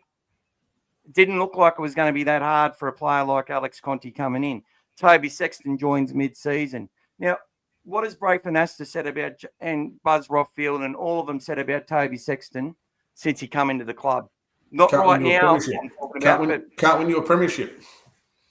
Can't win you a premiership. No. Yeah, he's a good, solid half. Might develop with time, but they're not. Braith's exact words, they're not going to win a premiership with Toby. Now, comments like that, whether they're just him not mincing his words, just saying what he believes in different roles, knowing he's got this kid who everyone's got a high opinion of at the Bulldogs. Do you reckon that helps Toby's career or fucking goes against his career? Goes against it. It doesn't help. Against it, right? Sorry if I'm taking it through like we're all dumbos, but I just want to paint the picture properly. I know you know what picture I'm painting, but it's got to be, these questions have got to be done in the right way. So to rip the Band-Aid off, we now get to a situation where we're on top of the ladder. Lachlan Galvin's coming. Before Lachlan Galvin was coming to our team, the narrative was Toby Sexton was not going to take us to a prelim or to a grand final. In these people's eyes, through their own words and their own commentary, to now saying, what are they saying now? Galvin hasn't earned his spot. 50 articles on Galvin's disrupting the team. Oh, they're crazy. They've just announced 2 signings from their spine are leaving next year. At the same time, Buzz is sitting there fucking saying to the Raiders, who were second on the competition, oh, it's so great, the professional relationship of Jamal Fogarty and Ricky Stewart as Jamal, their halfback, leaves their team next year, right? Like he's sitting there contradicting himself. It's like not okay for the Dogs, but it's okay for the Raiders, who are in the same position as us. They did not keep him because they're going with a younger option. They just happened to buy that kid from Para last year, not this year, right? And he's still not rated at the same level as Galvin. How much money did Shane Richardson offer Lachlan Galvin? What was it? Million. 1.2. 1.2. Was it 1.2? Was it? I thought it was $1 million. Yeah. Okay. Yeah, they were back paying him his current salary to build it up. So Build it up. they're going to upgrade him. Okay. Yeah. Yeah. It was a lot of money anyway. So does that say that there's a fair bloody narrative that this kid is worth a lot of money? Like he's a good talent. Like you don't agree. Well, I think he is. I think he's, from what I've seen, like I told you what I saw, the most I saw it, like I said to you, was that Broncos game that he played when he was still with the Tigers. I think he's a phenomenal talent. I can really see it. He's young and he's really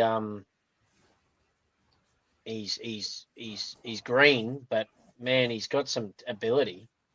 But I actually think we got him cheap for 700, to be honest. That's my view, because I think by the time we have him in 3 years, what we'll be paying him will be well under what everyone else is paying good halves. Well, that's one of the reasons.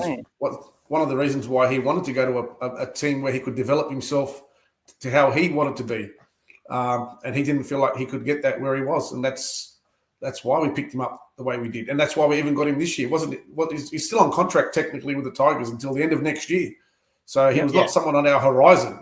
So it just happened to play out, and he happened to come in. So But that's the thing. They oh, sorry, mate. You're right. No, I was just going to say, if you remember one thing as well, Mick, about Braith Anasta, if you remember what happened with Lachlan Ilias, Braith did the same exact thing to Blake Solly at the Rabbitohs, and he got him on air, and he tore strips out of him, and then it became because he was managing that player as well, and he had a because I've got a lot to do with that one as well, but that was pretty savage what he tried to do to the CEO of the Rabbitohs over a player that wasn't going to be re-signed by the Rabbitohs, that was being let go. He's got a history of this, and it's hard when you've got more than one hat, but he needs to respect the position he's in, and he's not. He's using that to control his own finances pretty much, because if Conti plays first grade, Braith is going to be worth a lot more. He's going to be making more money. He's basically trying to drive for his people, but to drive for himself as well. That's all he's looking out for. It's a fair question to ask. Is that what he's doing? Like, I don't know. I'll push back on that a little bit. I don't know if no, I don't think he. But if that narrative comes out in the public, and the public start driving that narrative, like when he's sitting there saying that he's sitting there today going, "There's disruptions, isn't it? Come on, tell the truth. Answer the question. There's disruptions at Canterbury, isn't there?" Well, maybe he knows firsthand there is, because his players disrupted potentially, because his players got a $700,000 kid that used to play at the same club, who's now followed him to the club that he's gone to, where there was an easier pathway at the time. People can draw these lines all they want and make these conclusions. I'm not making the conclusions. I'm just asking the questions, just like Braith and Buzz and all these fuckers ask of the Bulldogs as doing their fucking job, right? And that's why I'm so pissed off with it, because I was happy to let this ride and let people like Danny Weidler and those motherfuckers say whatever they want to say. But when it comes down to so many pinpointed articles on the same bloody thing to a 19-year-old who's probably immature, probably has a sook sometimes, who gives a fuck? They all do. It's gone too far. Yeah. They've gone way too far with it, brother. And when they're going to go too far with it, I'm going to stand up for my club. I'm going to stand up for anyone who's wearing the jersey. And I'm just going to ask questions, and that's what I'm doing. And this narrative's been out there in plain sight. So he's sitting there trying to essentially, and Richo started this to try and unite his own fucking club by making it, knowing that kid did not want to stay, offering him a salary which was way above market value, which sat there and essentially made clubs, any club that took him on, have to justify their existence to have him. And knowing that all this stuff come out about Isaac Moses. And I tell you what, half of that stuff's bullshit as well, all right? I'm no big defender of Isaac Moses, but I just know for a fact it's a lot of that shit's bullshit, right? Especially this documentary going around, which is an amateur production framed as a professional one. And I'm telling you, this fucker has said so many things about Lachlan Galvin's arrival as a disruption. Maybe he's got first-hand experience because he's having to manage his kid who wants to be a part of the Bulldogs and might feel he's not going to make it, which I'm sure that's not the case. I know nothing about Alex Conti other than what I see on the field, and I like what I see, right? And he may even develop as a better player over time. We don't know. And I hope he does, right? But for Braith's conduct in this situation, knowing he's got a player at our club, knowing that it's driving so much hate towards this kid, people are going to make up ideas and draw lines and sit there and say that he has an incentive to fucking put a negative limelight on this kid, Lachlan Galvin, to the benefit of his own clientele and the benefit of his own fucking hip pocket. And that is something which I don't know if he's doing that, but people are going to make that assumption, just like they'll make the assumption that every play. Curtis Moran went to the Titans because of Lachlan Galvin. Reid Marnie he's going to the Cowboys because of Lachlan Galvin. Toby Sexton's going to Super League because he's got to get away from Lachlan Galvin. He doesn't want to play for another NRL club. I've heard that shit being said. Lachlan Galvin even got blamed the other day. Fans were coming out and saying, "Oh, the Tigers beat the Roosters because they don't have Lachlan Galvin anymore." Are you fucking kidding me? They lost 6 in a row, you fuckwits. But look, a lot of it's a bit of banter and fun, and I get that too. I'm prone to doing it as much. I'm not born yesterday, but I think that this shit needs to stop. And I think if Braith actually had a look in the room, he would fucking, he doesn't care what I say. He's got tough skin. I know that. He's been through a lot, and he's actually done some good stuff for people, right? And I do believe he cares about the Bulldogs. I do. I do believe a lot of this is him doing his job. But I also understand a narrative which says you're doing this for yourself and your client. And it's a conflict of fucking interest. Yeah, the only thing I want to say is I think we've got to separate Buzz from Anasta, and I think 360 though, however, because I do know that like I said to you before, Paul Kent has come out and said that they basically get told what's on the agenda for that night, and and Anasta's also said that he'll hold back. He won't talk to the journalists before the show because he wants a live reaction. So I think there's a separation there. I don't think what Anasta's doing is personal against Galvin. Yep. I think he wants the Bulldogs to win, and I think that he's worried. And I don't know about the money thing, because I don't think that I tend to believe him when he says he's not doing the manager thing for money. He's doing it to help young blokes out. But I might be just naive there too. So, but look, Buzz has definitely something against Gus. He hates him, and it's the reason they're going after the Bulldogs is Gus, is what I believe.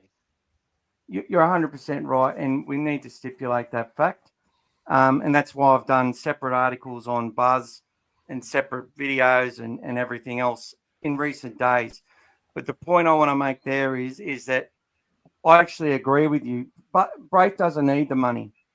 I don't believe it's ego. I don't believe it's anything like that. It's for his players, Mick. He's trying to do it for his players. Yeah, I believe that. Yeah. I believe he would do that. Yeah. Yeah. Because he's promised him that he'll be better off. Right? He lost his dad to suicide. He knows he cares about mental health and he wants young men to grow and do well. But I think he is a straight shooter. I think we talk about that with Reid Marnie. He does wear his heart on his sleeve. And there would be definitely a part as like the Bulldogs are destroying their season, but he's not fucking born yesterday. Come on.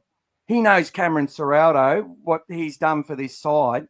He knows what his pedigree is. He knows what Phil's pedigree is.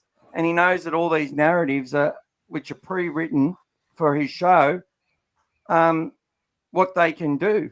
And he has the ability to do some of these things on NRL 360 to get viewers for advertisers that pay for the game. I get it. But he also has the ability to not go there and make it all about Lachlan Galvin's arrival at the Dogs and the disruption every single time he fucking gets on a microphone, which is what he's done for the last 60 days. And I'm sorry, that's why we get this narrative come out. And I was happy to be someone to stand up for this kid, and look, this has nothing to do. The article is going to talk about Alex Connie. It's not about him, but it's about the perception he could give of his own player and his own position in that role by the frequency and dogmatic approach he's taken to this scenario, knowing that it's like, if you go through so many premiership seasons of so many teams where they've had little dips and tried things and brought in different players, especially in this period, had mid-season transfers, he'd know for a fact it's business as fucking usual. as much as he wants to sit there and create his narratives because he's doing his job. But well, I'll tell you that I will say the difference, and I think this is why it's against Gus most of his stuff. Because if you look at Melbourne Storm, right? Melbourne Storm have lost 4 games. We've lost 4 games. Melbourne are the favourites for the competition, clearly, right? According to the bookies, they brought a back rower from the Titans before November 30, and no one talked about it. No one cares. The one we were going to grow. Yeah, Bulldogs buy Galvin halfway through the year, and it's like the world's fallen in. No one's saying that Melbourne has displaced their back rowers or any of this rubbish. So I do think there is an element that Fox Sport hate Gus Gould, and every chance they get, they will go in on him. And Gus and Buzz to say that he's lying to his audience. Well, Buzz lies to his audience all the time. So I don't know what. I don't expect Gus to tell us the whole truth every time I watch him. He's running a football claim, so that it's just nonsense that he's lying to his audience when that's what journalists do all the time. So if he's in a negotiation with a player, he's not going to sit there and tell and answer questions honestly at all. Of course, he's not. The player won't sign with us if he does that. Everything's great. Of course, everything's fine, nothing to see, and then fire him the next day. I've done it to people. I've sent people home thinking that their lives are great and they've got a job tomorrow, and then the next day they don't. Right? That's what you got to do in business, and the people who are asking the questions know that. So he hasn't deceived anyone. But I actually think there was a bit of Chamis, and I think Chamis knew he was going to do what he did that night, and the only one who didn't know it was Phil Gould. And we actually saw a live reaction, which I've never seen his handshake before, which was what me mate Pete, who come on about half an hour ago and said, "G'day, lads. G'day, legends." Pete runs the All Things Bulldogs group and does most of the work on it with me.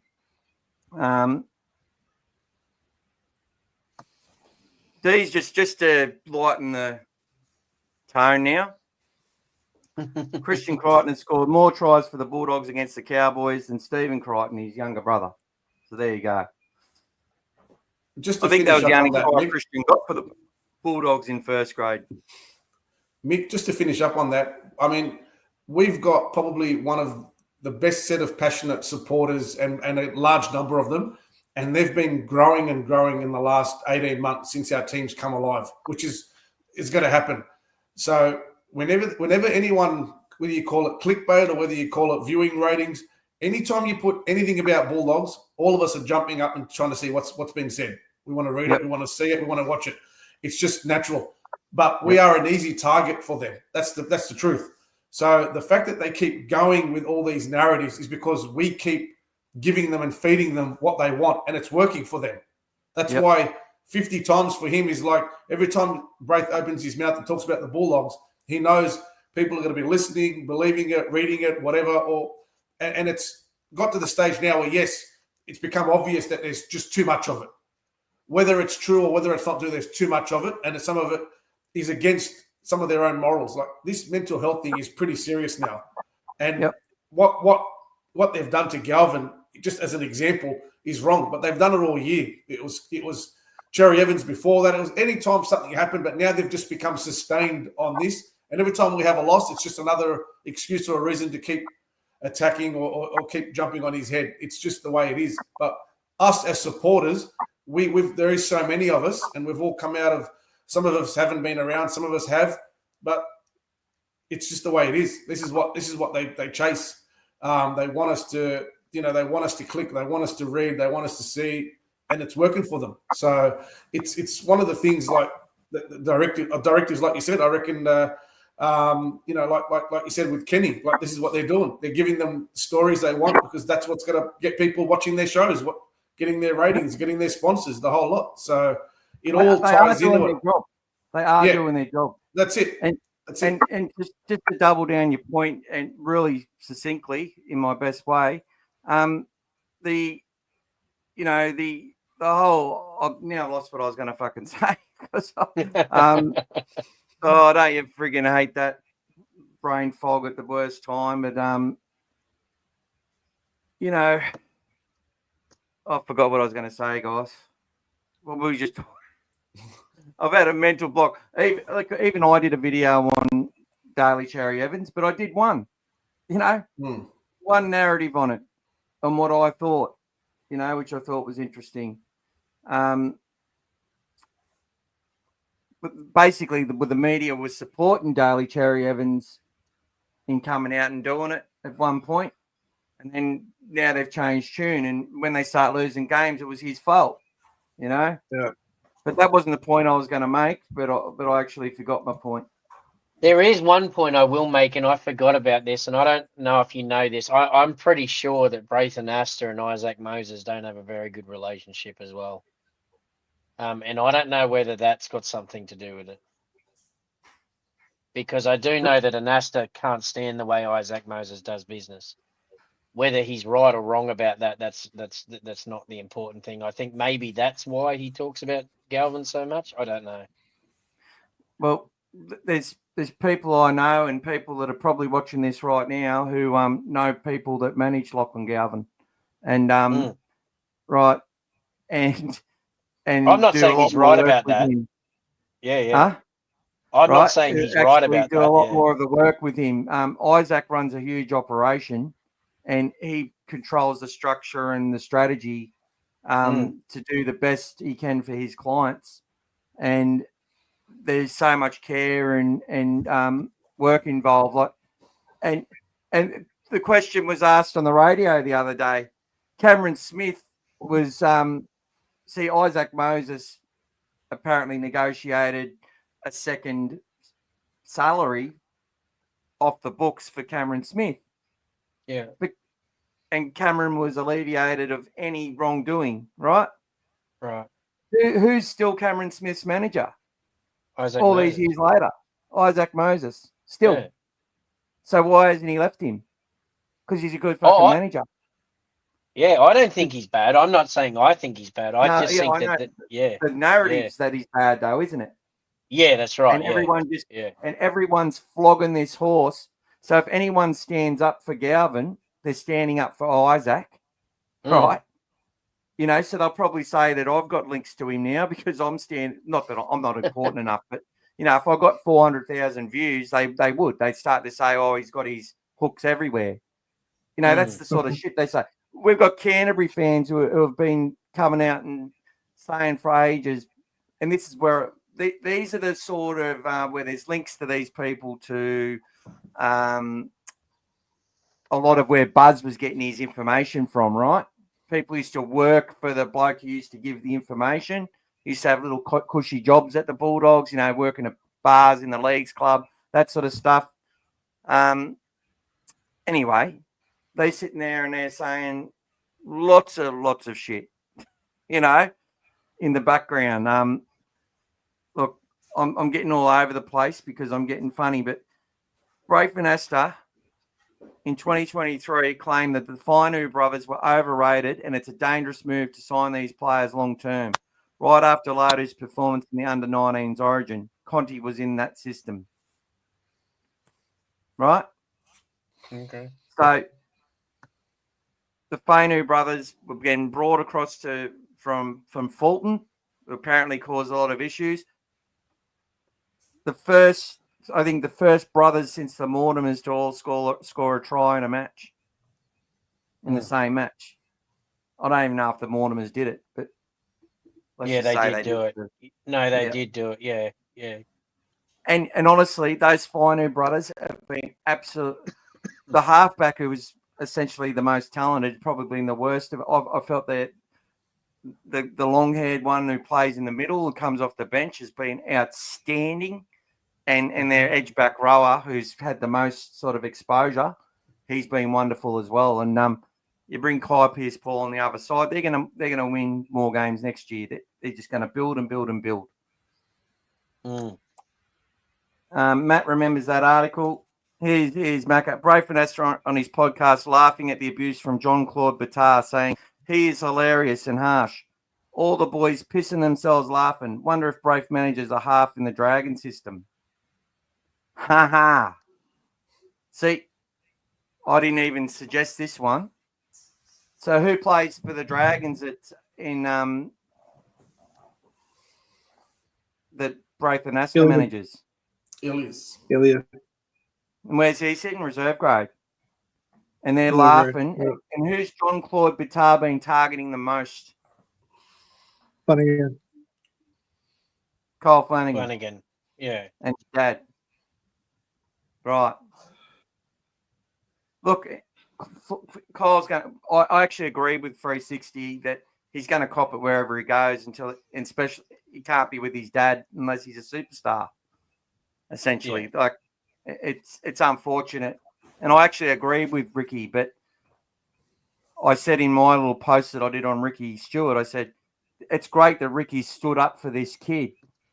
It's much better than calling a kid a name, than calling a kid names whenever they can, like we got a dog. Subtlety, praise good behaviour, as a way of preventing further bad behaviour. That said, I got the info as to why Reid announced his move to the Cowboys this week. I found out today that Reid was negotiating a 3.5-year deal and player swap between 3 clubs prior to June 30. It fell over, and this week he negotiated a 3-year deal, and so they announced it. Well, there you go.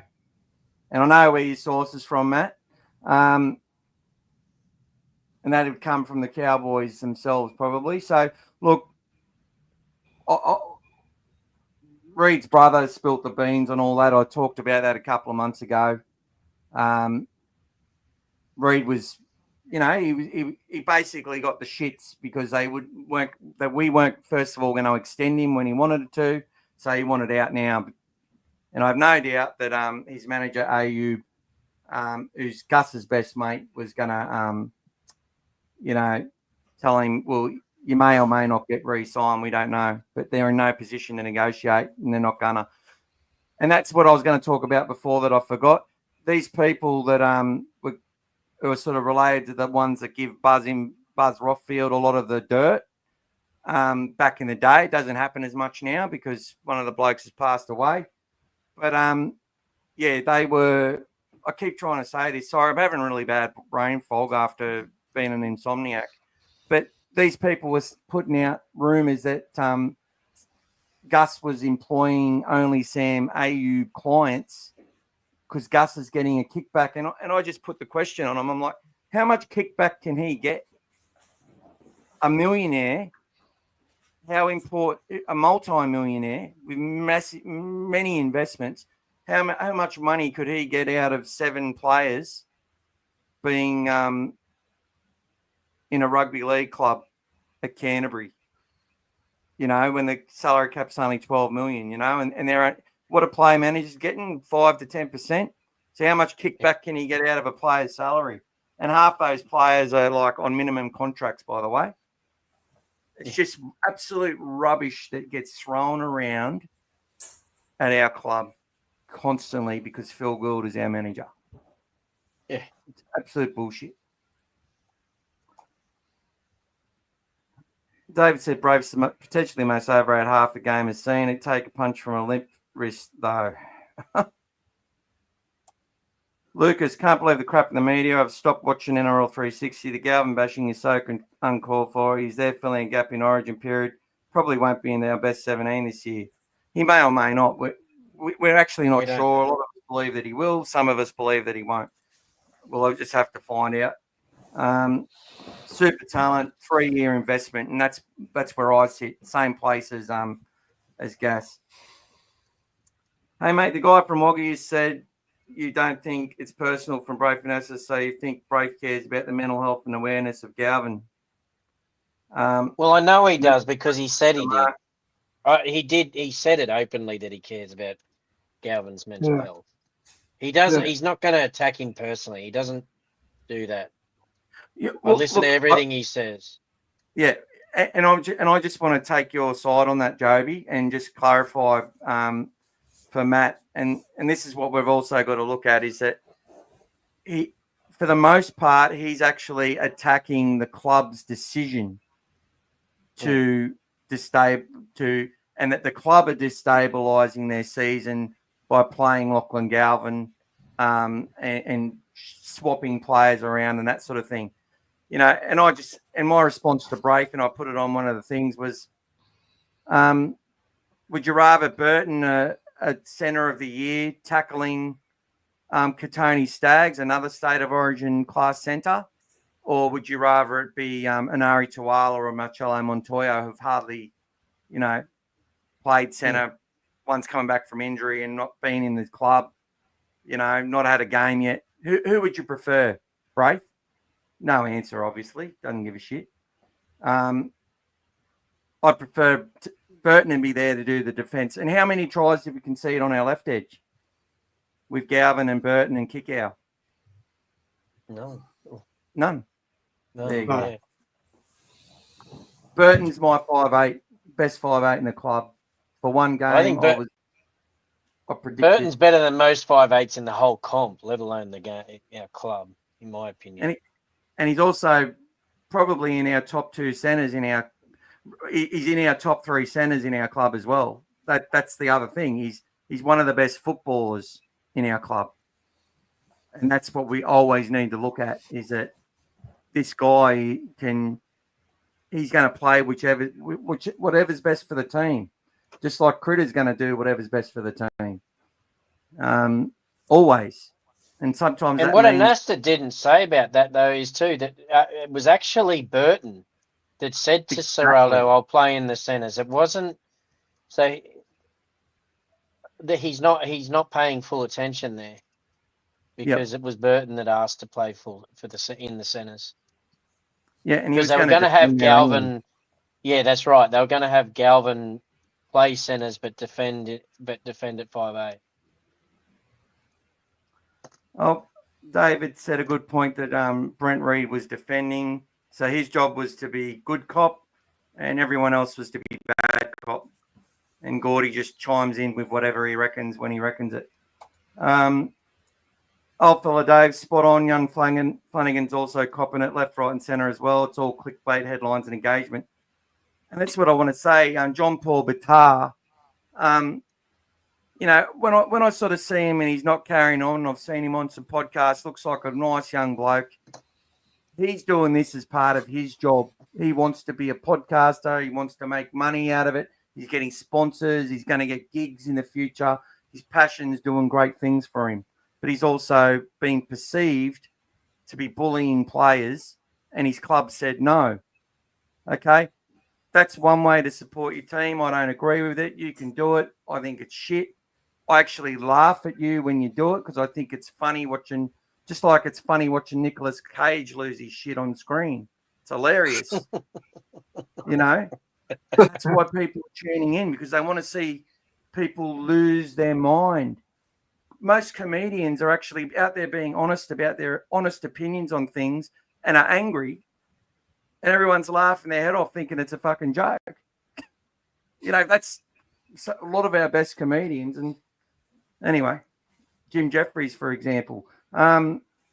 Ross always comes in with a one-liner. Bad news sells, brother. It certainly does. Cove Agency's got 700 clients. Isaac Moses does not manage Galvin. Adam Brahm is the manager. So there you go, Matt. You understand what's going on, bro. Braith is jealous of Isaac. Isaac has 20 boys in and on the brink of EPL on contracts worth millions upon millions. Everyone good at their job will get haters, unfortunately. And Subby says, Anasta has earned the right to be critical, in my opinion, and you don't mind it. Yeah, he's earned the right to be critical. That's fine. I think what you've just missed, though, Paulie, is he's done this on 50 occasions in 60 days, and it's putting pressure on a young 19-year-old. It's encouraging fans, whether he means it or not, to create 2 million negative connotations about Lachlan Galvin, even though Braith is actually talking about the club's decision. But many can draw the lines that it's Galvin's arrival has meant that Braith suddenly thinks Toby Sexton can lead us to a premiership when he said numerous times he couldn't. Galvin's arrival has changed Braith's ability to remember the amount of mid-season signings that have come straight into our club and not had to earn their way through. You know, so many narratives, so many things that have been raised that aren't true. So many times they disagree with their own comments because a new kid's come to our block. So I think the narrative that that you suggested, Joeby, and Matt said as well, that he doesn't like Isaac Moses, probably very well on the mark as well. 100% good point. I don't know if that's a personal thing, by the way. I think it's the way he does business. I think he doesn't like the way he does business, because I've heard him say that. I don't know if it's an actual person. He doesn't like him as a person. I just think he doesn't like the way he does business. From what I've heard him say, anyway. I prefer someone who does business in private and has a record of keeping every single one of their clients wants to stay with them for the most part, over someone who's out there effectively enabling player bashing where he's got players at the same club. You know what I mean? Like it just lines up to be a fair question to ask, and cool to ask it. Matt just said, my parents just got home from 2 months in Europe. Dad says he's just seen stuff on his feed about Galvin and said, Galvin is a fucking troublemaker. I said, what do you mean? He replied, and he said, that seems to be the general narrative. And this is what we're talking about, and this is why I'm doing what I'm doing, because Shane Richardson, it wasn't Isaac Moses who told the media that Galvin he didn't like Benji's coaching. Isaac never told the media that to stir shit up. No. All they did was just say, we're getting on the front foot. We don't even want to look at your offer. We don't want to string you along. We're happy to stay here. And Richardson said, well, fuck you. You're another young kid who's going to leave us. This club needs us to take a stand against this manager who keeps stealing all the players. See, this is the narrative they've created, right? Next minute, tells the players get behind. You got James Hooper, who's a West Shill, who's always critical of him, but he likes him, you know. Oh, I'm just hearing now. This is him.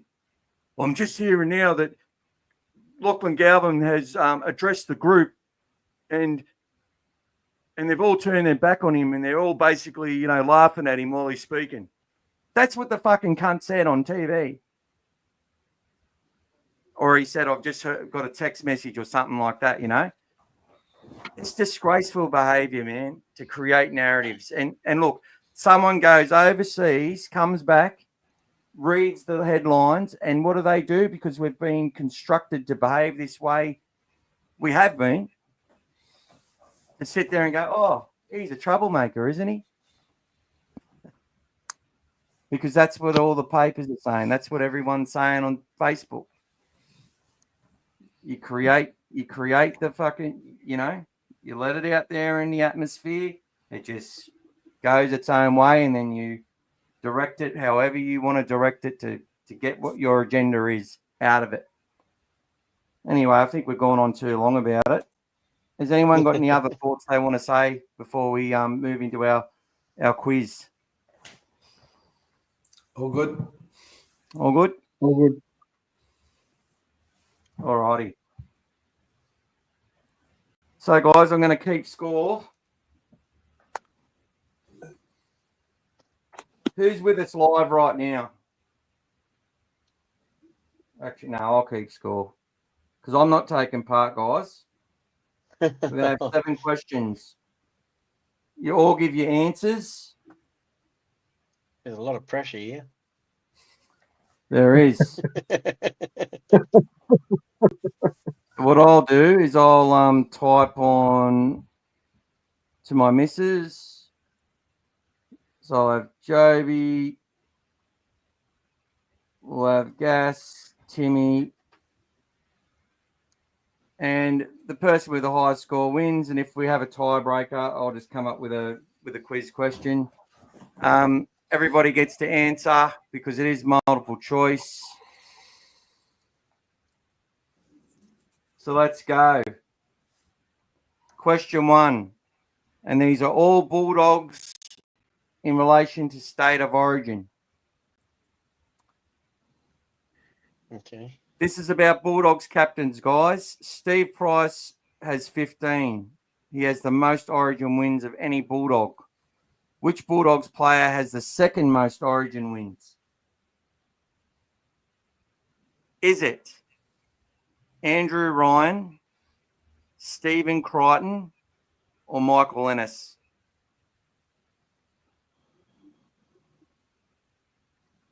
Who has the second most?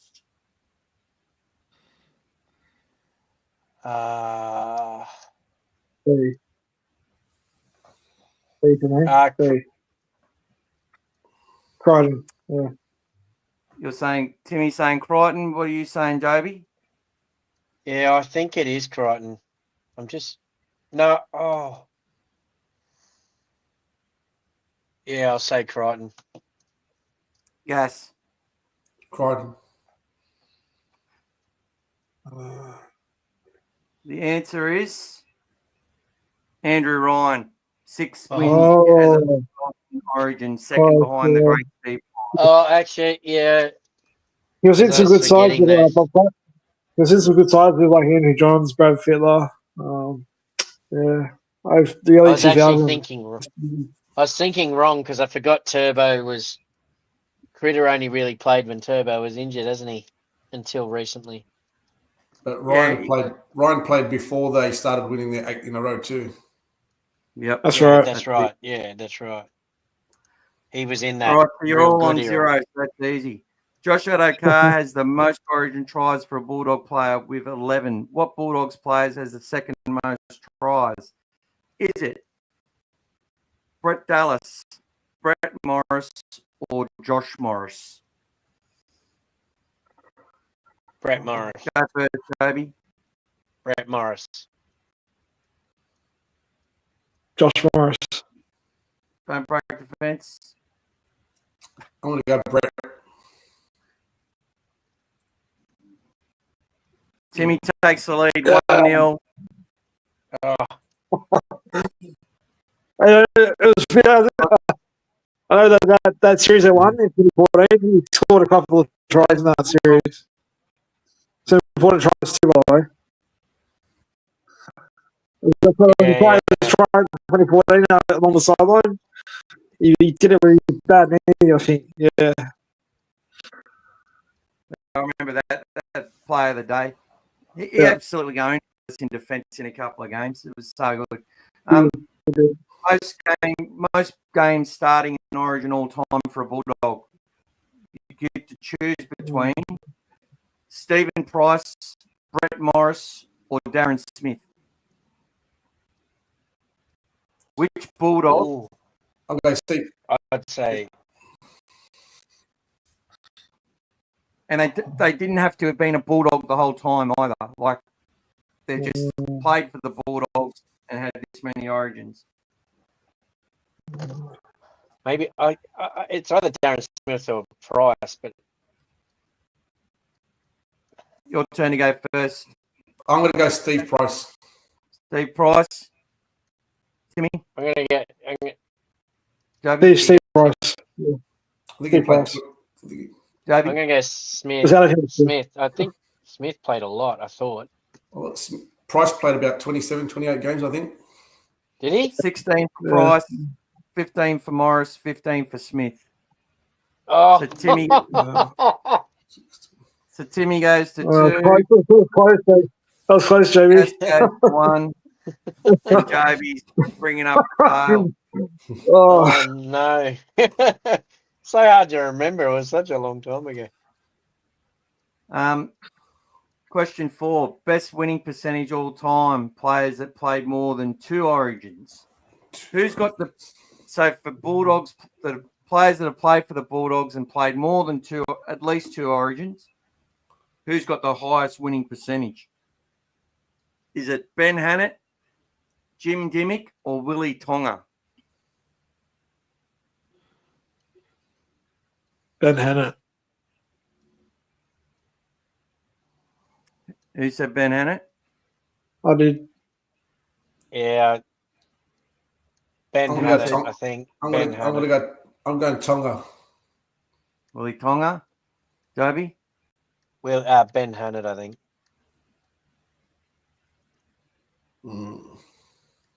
Oh, Jimmy. Oh, Jimmy Wow. Dimmick. Oh. Was Ben I should've Hannett done in that three 8 in a row or not? He was in, Yeah, he was in the same. I think he was in the field though. When he joined the He's club in played- 09, I know he was in the Bulldogs. Oh, I suppose Jimmy Dimmick probably didn't play. He played, yeah. Okay. Question 5. The most Origin games all time for a Bulldogs player is Jonathan Thurston with 37. So someone who'd worn the Bulldogs jersey has the most Origin games. And Nate Miles had 32, and he was second. Who is third all time? Is it Stephen Price, Darren Smith, or Damien Cook? I'm going with Price. Price. Price.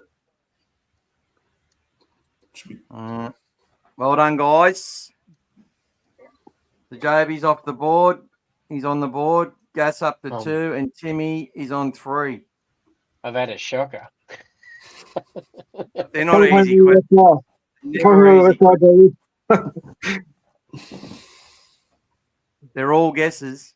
Most field goals of all time in Origin from a Bulldog. Who is it? Is it Jimmy Dimmick, Jason Smith, or Trent Hodgkinson? Who's kicked the most field goals out of those 3 people in Origin that were Bulldogs? Jimmy Dimmick, Jason Smith, or Trent Hodgkinson? In state of origin. Yep. All Bulldogs. And who's kicked the most field goals out of those 3 players in Origin? Dimmick, Smith, Hodgkinson. I'll go Smith. Smith. I'm going to go Hodgkinson just to shake it up. Only Jason Smith's kicked a field goal as a Bulldog in Origin out of those 3 players. Right. We are now I down. thought it would be Dimmick. I thought Dimmick would at least have one. I thought Dimmick would have at least had one, but no. We've got some good players that can play like forward or half in the New South Wales setup, eh? So I Joby totally on 2, guessed. Gas on 2, and Timmy is on 4. Now, if Timmy gets this, I should have made it if you get one wrong, you lose a point. Yeah, I think we're trying up same issue, but question 7. Who's kicked the most Origin goals of all time? Thurston's at the top of the Bulldogs players with 99 Origin goals. Who sits second? Is it Ross Conlon, Trent Hodgkinson, or Stephen Crichton? Who's got the second amount of Origin goals as a Bulldog out of those 3 players? I did go for Coleman. Used to go around the corner and do the little Who was shake. the first one? Ross Conlon. Ross Conlon. He played for the Bulldogs on the wing, and he played for the Tigers. Around the corner kicker. Around the corner. Yeah. I think it's him. Right, so you got Ross Conlon, Trent Hodgkinson, and Stephen Crichton. Ross Conlon, I'm going to say. Okay, Joby says Ross. Timmy? Hodgkinson. I'll say Conlon. Well, I was going to say this is worth 10 points, the last one. So you're all in. Oh, no. It don't matter. It's Trent Hodgkinson with 12. That's all right. Oh. Well done, Timmy. You are tonight's winner, winning 4 points to 2, defeating Joby and Gas. Well done, Timmy. Good on. They were hard. Thank you. They were Oh, hard. Thanks, boys. he's an absolute master at getting really good questions and stats and stuff. And so is Mike Hall, who's a young fellow Hey, who just started Hawkinson. playing league last year and Hawkinson loving the the ball. Iceman. Hawkinson the Iceman, hey? That's it. Yeah. Break the hoodoo, man. The drought breaker. Yep. That's it. Well, the only reason Yeah, why I the thought he Galvins. didn't was because we didn't score many tries when he Yeah. when When 2015 we got flogged in the last game. Lost like 50 or something, Yeah. 6 in the last game. Yeah. But the 2014 was a really good time. Yeah. that I was was one of the watching greatest feelings of all time when he scored that try. Yeah. He Yep. used to make quite a few line breaks, Trent Hodgkinson, especially down the right edge. Just He was a slide good through. player. And he was slow and had broken knees, but he used to make breaks. Well, they had a good balance. Reynolds had a good balance, you know. Yeah. Yeah. David he was a good player. All right. I don't think anyone's got any credible information, but I think we'll move away from that now. Let's quickly go through. We're going to go soon, guys. I'm sure people have got to go to work tomorrow and all that sort of stuff. I've been going for 2 hours and 15 minutes, which I've loved every minute of it so far. Quickly, Origin preview. Who's going to win and why? Let's start with you, Joeby. New South Wales, and I think, well, I hope the reason is we're going to be too strong on the forwards, and I'm just hoping that the halves give some early ball to Crichton and Latrell, because I just think those centres for the Queensland side is going to be their weakness, just because of game experience. I actually think they're defensively quite good, both of them, but I do think if we get some early ball there, we're going to score. We're going to be hard to stop. Yeah, I have to agree. Before I get your thoughts, just want to answer this question from David. Jonathan Sewell been playing fullback in the lower grades. Also, how's Rena Karma? Sewell was named there once against West, but hasn't really played there since. They were just, I think, having a little look at a few different things. Rena Karma, I felt him and Sewell's game last week against the Knights was a real back on track moment. We didn't win, but there were a lot of hard edge players in that game, and we named a much younger side than we'd had the previous week, which got flogged by Penrith, which was really sad. And Rennie Karma, I felt, was really good in the contact again last week. I felt Wilson played pretty well at fullback, and Jonathan Sewell getting back to his best. So they're going to build nicely and put a lot of pressure on our wingers, and potentially one of them gets a start before the end of the season, and it'd be nice to see. But hopefully them coming into a team with Crichton and Carraz and everything like that, so they're not sort of coming into a situation where they don't have the crux of the team around them. It's best to debut these kids when they've got a lot of the main players in the side, because it does make it easier for them.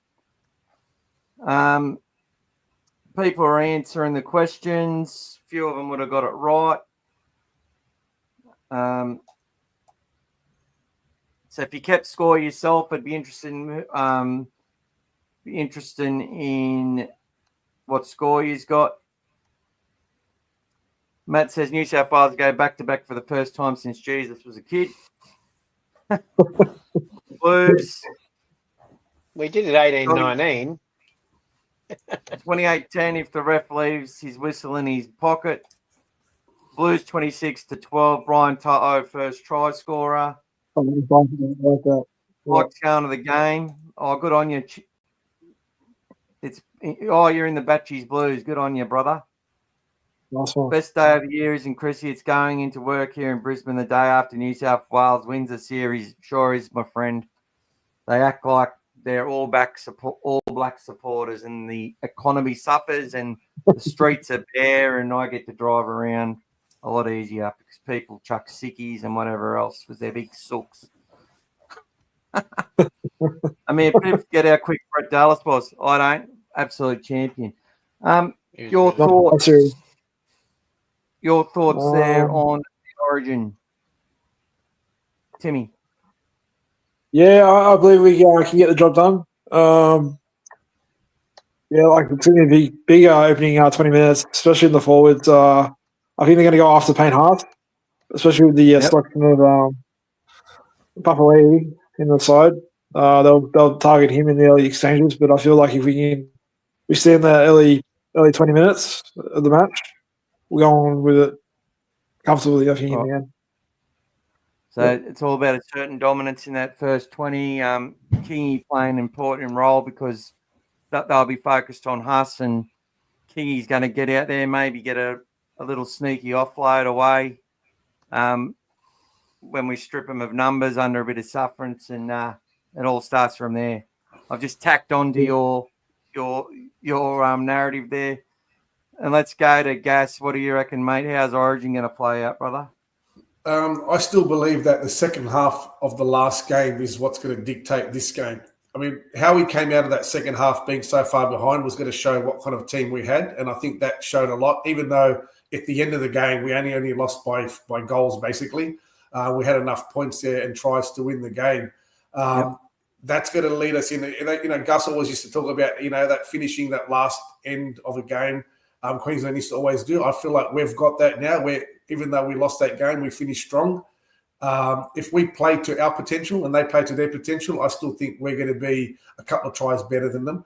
It is an Origin decider, though, and just like you saw last year when we needed that sort of decisive break by Luai at the end there, then the cream on top by Moses. This game is set up for Cleary to get all the knockers off him, to finally own an Origin decider, which he hasn't done yet. I think the time's right, and we've got definitely the better back line, I think, as well as the forwards. We've got definitely the better back line that's got more points, and even Latrell had a quiet game last game. I don't think that's the case this game. So just if they play to their potential, but they have to earn the right. If they try to play too much too early, I think Queensland will frustrate them. They need to earn the right to get themselves in that position, and I think they'll get the job done. I don't think it'll be a high-scoring game, though. I still think it'll be a lower-scoring game, sort of under 20s. Typical of core nighttime match. I love everything you said, guys. I think lots of relevance to it. 100% agree there with you, Gus, on the fact that, and I agree with what Gus said, that Queensland didn't learn anything out of their win. It come down to the fact that they were always going to be better for the run, but New South Wales were just horrible. And obviously the 8-0 penalty count compounded on itself, and the fact New South Wales just didn't get any sort of consistency in any of the decisions going their way in that first half. It was all basically downhill for Queensland, and we finished over the top of them. There was no real panic in the game, but the Blues were fatigued chasing those points as well, and were still able to get a lot of those scores on and just ran out of time and missed the goal kicks. I think in this game, it's really going to come down to look, you can throw a lot of the stuff out the window, actually. Queensland have a habit of winning games like this, even though they haven't won a decider like this ever, I don't think. When we've won the first game in New South Wales, I don't think they've won a decider in New South Wales when we've won the first game. So, I think it's going to be a close one again, and one where Nathan Cleary and these players do actually show everything, because the point I want to make is that Queensland for so long had all those generational players and talents, and the New South Wales side was, 20 back rowers that were better than Queensland, and everyone else was second best or third best in their position behind the Queensland players. It's different now. New South Wales have basically got the majority of the spine. They've got Cleary, they've got Edwards, they've got Luai, they've got 5-time grand final winners. They've got the players who know how to play 80 minutes, who you have to break them. And as you said, Gas, they're the ones who delivered at the end of that game last year, and I expect it's going to be the same this year. And I really hope that's the case. And yeah, look, and I rate Brian Toto in that conversation as one of the best footballers in the game at the moment, as a dual winger and one of the best props in the game as well. So, yeah, a bit over the shop, guys. I'm tired. I'm struggling, but I will say when it comes to Queensland, though, I think this side they've got this time is better than the previous two sides, and I think the style they're going to play is a little bit scary because just the speed the Hammer has. If they get some quick play the balls and Harry Grant gets out early, the Hammer could cause some real problems. So we're going to really have to make sure our ruck defense is really good. Yeah. I'm sort of seeing those unhealthy visions as well, Joby, where, we're a certain dominance. We've got the kick chase happening, and, one of the players rushes out of the line to do something. The ball goes on the ground, and then someone picks it up and just gets a little offload away. And next minute, the Hammer's got that little bit of space, and he goes and runs 90 metres to score out of absolutely nothing, out of them being dominated. And then I see them holding on for a long time and us having to win the game. I see moments where, we're doing a really good, we're running downhill and it's 10-0 and we're dominant. And then someone just overplays their hand and throws a fucking offload and it goes out the back, and one of their players again runs onto it and gives it to the fastest man in the game. I think it's actually a smart decision to pick him. Or one of the centers who aren't supposed to match it with Latrell or Critter actually score a try. I could see all that unfolding. And then you've got the unfortunate thing that happened with Munster's dad, which can galvanise a side and unite them to go harder and further, which is condolences to the whole family and whatever, Yeah, there you go, guys. Yeah, thanks for that. Sorry, Debbie Downer, I am. I feel sorry for Munster. That's sad. Latrell put Toto away for 3 tries. Not too bad. Yeah. He's definitely done some nice passes enough, 100%. I felt that his contact in that and his involvement was probably down a bit, but that also happens when you're out in the centres and you've got no possession because there's been 8 piggyback penalties against you. And can I say one thing about the penalties thing too? Because they're 100% right. When New South Wales did give those penalties away, it wasn't the penalties that Queensland got. It was the penalties we didn't get that was the problem. It wasn't like, if you looked at those penalties, most of them were penalties, but I saw at least 5 penalties that should have been penalties that Queensland gave away that they just didn't get anything. There's no way you get 9-0 penalty count. Yeah. I know, mate. When you hear that narrative, though, it annoys me. They were penalties, but Queensland didn't give any. Sorry, my words. They weren't perfect. They were nowhere near perfect. Yeah. And there was one right at the end of the game. I don't know if you saw it when Connor Watson passed that ball, and right at the end, sorry, I'm tired as well. The ball dribbled out on the sideline. Cameron Munster actually was standing not square to the marker, and he hit Connor Watson's hand. That should have been a penalty right in front. We could have tied the game up. And that wasn't picked up. Like that, someone broke that down. I saw it in a short. Dean Ritchie came out and actually put all of those first half things that weren't penalties, as showed them where they could have been quite a few penalties both ways as well. So because he was pretty scathing of it not long after. So very passionate Blues as well. Look at this fella here, MMA Cam herself. Oh, you got your photo there, bro. You're an MMA. Is your wife a Bulldog? I don't know. She look, honestly, mate, she got sick of you. I know that much. And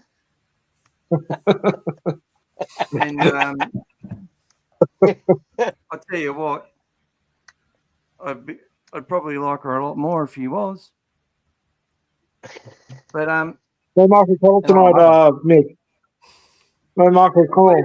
I delete this guy and ban him from the channel. Bit silly, eh? Haven't had too many of this sort of shit happen, but probably one of Braith's mates. He's like, oh, can you go on and troll him? I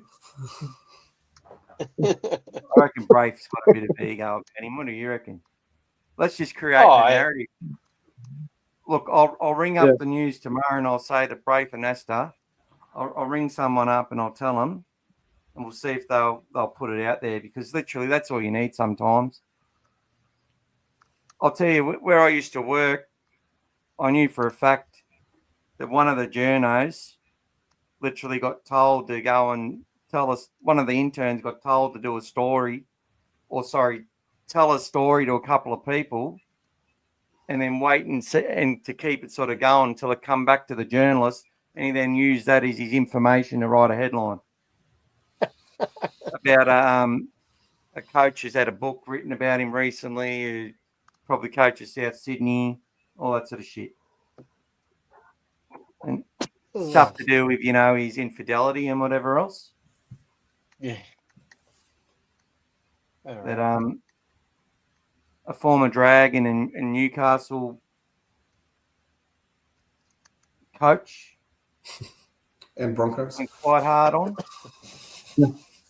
If Big Wayne wasn't worrying about Little Wayne, I wouldn't have to come clean up his mess.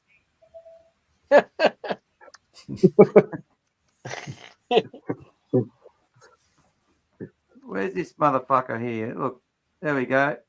Ban user and delete their comment. There we go. Fuck off, Braith.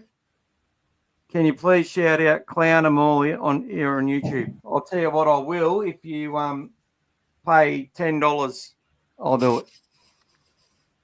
And I'll do a lot more for 20, I can tell you that much. Awesome chat tonight, guys. One of the best so far. Enjoyed the panel. Cheers. Up the doggies. Probably got a link list too. His ego is wider than Botany Golf Course. He thinks he owns it. Critter has been consistently great in almost all origins. I'm waiting for him to have his breakout origin game. Tomorrow he scores a double over Shibazaki. Let's go and get it. They're the narratives I want to hear about in rugby league, Andrew. They're the things that I want to believe in. I think if you're a fan, you support your club, you take the good with the bad, you understand we're going to make mistakes. You win people over with taking them on a journey, winning their hearts and minds and thinking about all the entire club, not just the few players on the field that we absolutely adore. Don't sit there and fucking, call your bloody coach this and call your bloody players that. Be like this guy, Andrew Macca, and don't break the fence. And Joeby and Timmy. That's the thing. All you guys just are the absolute best fans I've ever fucking met. Who aren't out there to do anything but to support the club. And, you know it's okay to ask questions, but you're so respectful of the players and you understand they've got families and friends that are everywhere who get affected. And we know if it was our kids and they had to cop the shit that Galvin's copping, where people's parents come home from London and just assume he's a fucking troublemaker, we've got to deal with that as parents. And it's not right. We don't want that for our kids. No matter whether they're on $1 million or playing for a bloody development contract. And he is a kid. He's 19, for God's sake. That's all right, mate. You can pay me later. Where's Mr. O'Connell tonight, Mick? Hey? Mark O'Connell. Mr. Probably probably going to sleep, mate. But he'll be back on soon. I had a chat to him tonight, but I sort of didn't, and I shared that the thing was coming on at 8 o'clock, I think. But yeah, we'll get Mark on next time. No worries. He'll be hoping the best winger in the club, Blake Wilson, gets to play on Saturday night. He must. He wouldn't have been happy that he plays. It'll be because of Blake. I can tell you that much. He wouldn't have been happy that he didn't play. Yeah. Well, look, he would have been ropeable, to be honest. But that's what I'm saying. We know what we get from Blake. We could have won with Blake and Lipboy playing. Would have had a lot more energy and cohesion in our team if they did. But it's not going to serve us for the end of the season when we need depth. You know what I mean? How long's Montoya out for? 6 weeks or longer. Oh, far out. He's basic out of the conversation now, basically. Yeah. Because there'll be some unhappy people if we go on a 7-game run and beat every side on the way, and we've got Wilson in the team, you know what I mean? And then he gets dropped because Montoya's back fresh from injury. That's not going to go down well either, is it? No. But get on the bus, trust Gus. That's it. Gus and Ciro. Braith will be the next US president. Trust the process. Yep. TM says, right, before we go, guys, what happens if we lose the Cowboys? Do we think the downfall will begin? Well, I know most fans are that pessimistic from the 8 years of performances that it's hard to get on the train, but and they're waiting for us to fail, as are the journalists and as are a lot of the people who hate Gus Gould from within our own ranks. It's an easy question to ask. No, I think it's still the origin period, and it's hard to win any game. All I want to see them is that they don't lose their way and make it so that the Cowboys actually have to play really well to beat us. That's all I want to see this week. Important to win. We want to win. We want to get the 2 points. But if they go out there and I don't care if their attack's not good enough. It's going to me, if they compete for 80 minutes and try hard and don't drop the ball, keep possession and make the Cowboys have to win at office, that'll be the step in the right direction heading towards the finals. I believe that. I also believe we're way ahead of that sort of performance. So I expect a win. How long till Jeffrey gets a run? I have all these tries in a Mastercard highlights reel and I'm just waiting. Let's just play it anyway and see if we can get that narrative going. Drop Galvins for Jeffrey. Every game that I watched him live, he's always scored a try, Jeffrey. He knows how to find the power line. He keeps onto his sideline. He's got great balance. He's got great speed. He's got great contact. He can catch a footy, but he's defensively, he's going to turn the wrong way a few times, and he is a liability until he gets that right, and that's what they're probably looking at. But, yeah, he's going to be playing on the left edge sooner rather than later. I do not doubt. We've already won. They don't know it yet. The Macca cut might need to edit it down to a watchable length. Yeah, we'll make it a 75-minute short. If we lose the Cowboys, we move on. It's fucking hard to win in Townsville. Cowboys are overdue to go on a run. They're actually a good side. Well, just like Tigers, the Tigers were really built into a win, and they eventually got one. You know, it just happens. There's similarities in build to Daniel Tupu, in my opinion. Yep, and he's getting bigger and fitter. And I've been a Jeffrey fan since day one. Kid's shot up since year 8. Oh, that's right. You went to school with him. He used to be tiny in year 8, Jeffrey Rinikama. I don't think Cows are at all a top 8 team. They're not consistent enough to be a top 8 team, buddy, and they've got a lot of young halves and that, but they're skillful. They're skillful and they've got enough players and they know how to win. They know how to good player.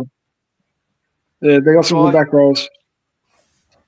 If they turn it on, they're dangerous if they turn it on. Hope Rock is the biggest winger I've ever seen. He's another winger in the front row. His body, he's a beast. Yeah, he's coming through flag, Joe Brock, and another Fijian, I think. Guys, I've got to go now. Thank you so much. It's been absolutely brilliant talking to you. I'm going to end the stream and then say goodbye to you personally. So just hang on there for a bit, guys, before you say goodbye. No worries. Not sure about this here, Tian, but good questions. Night, everyone. Have a great night, and we'll talk to you soon.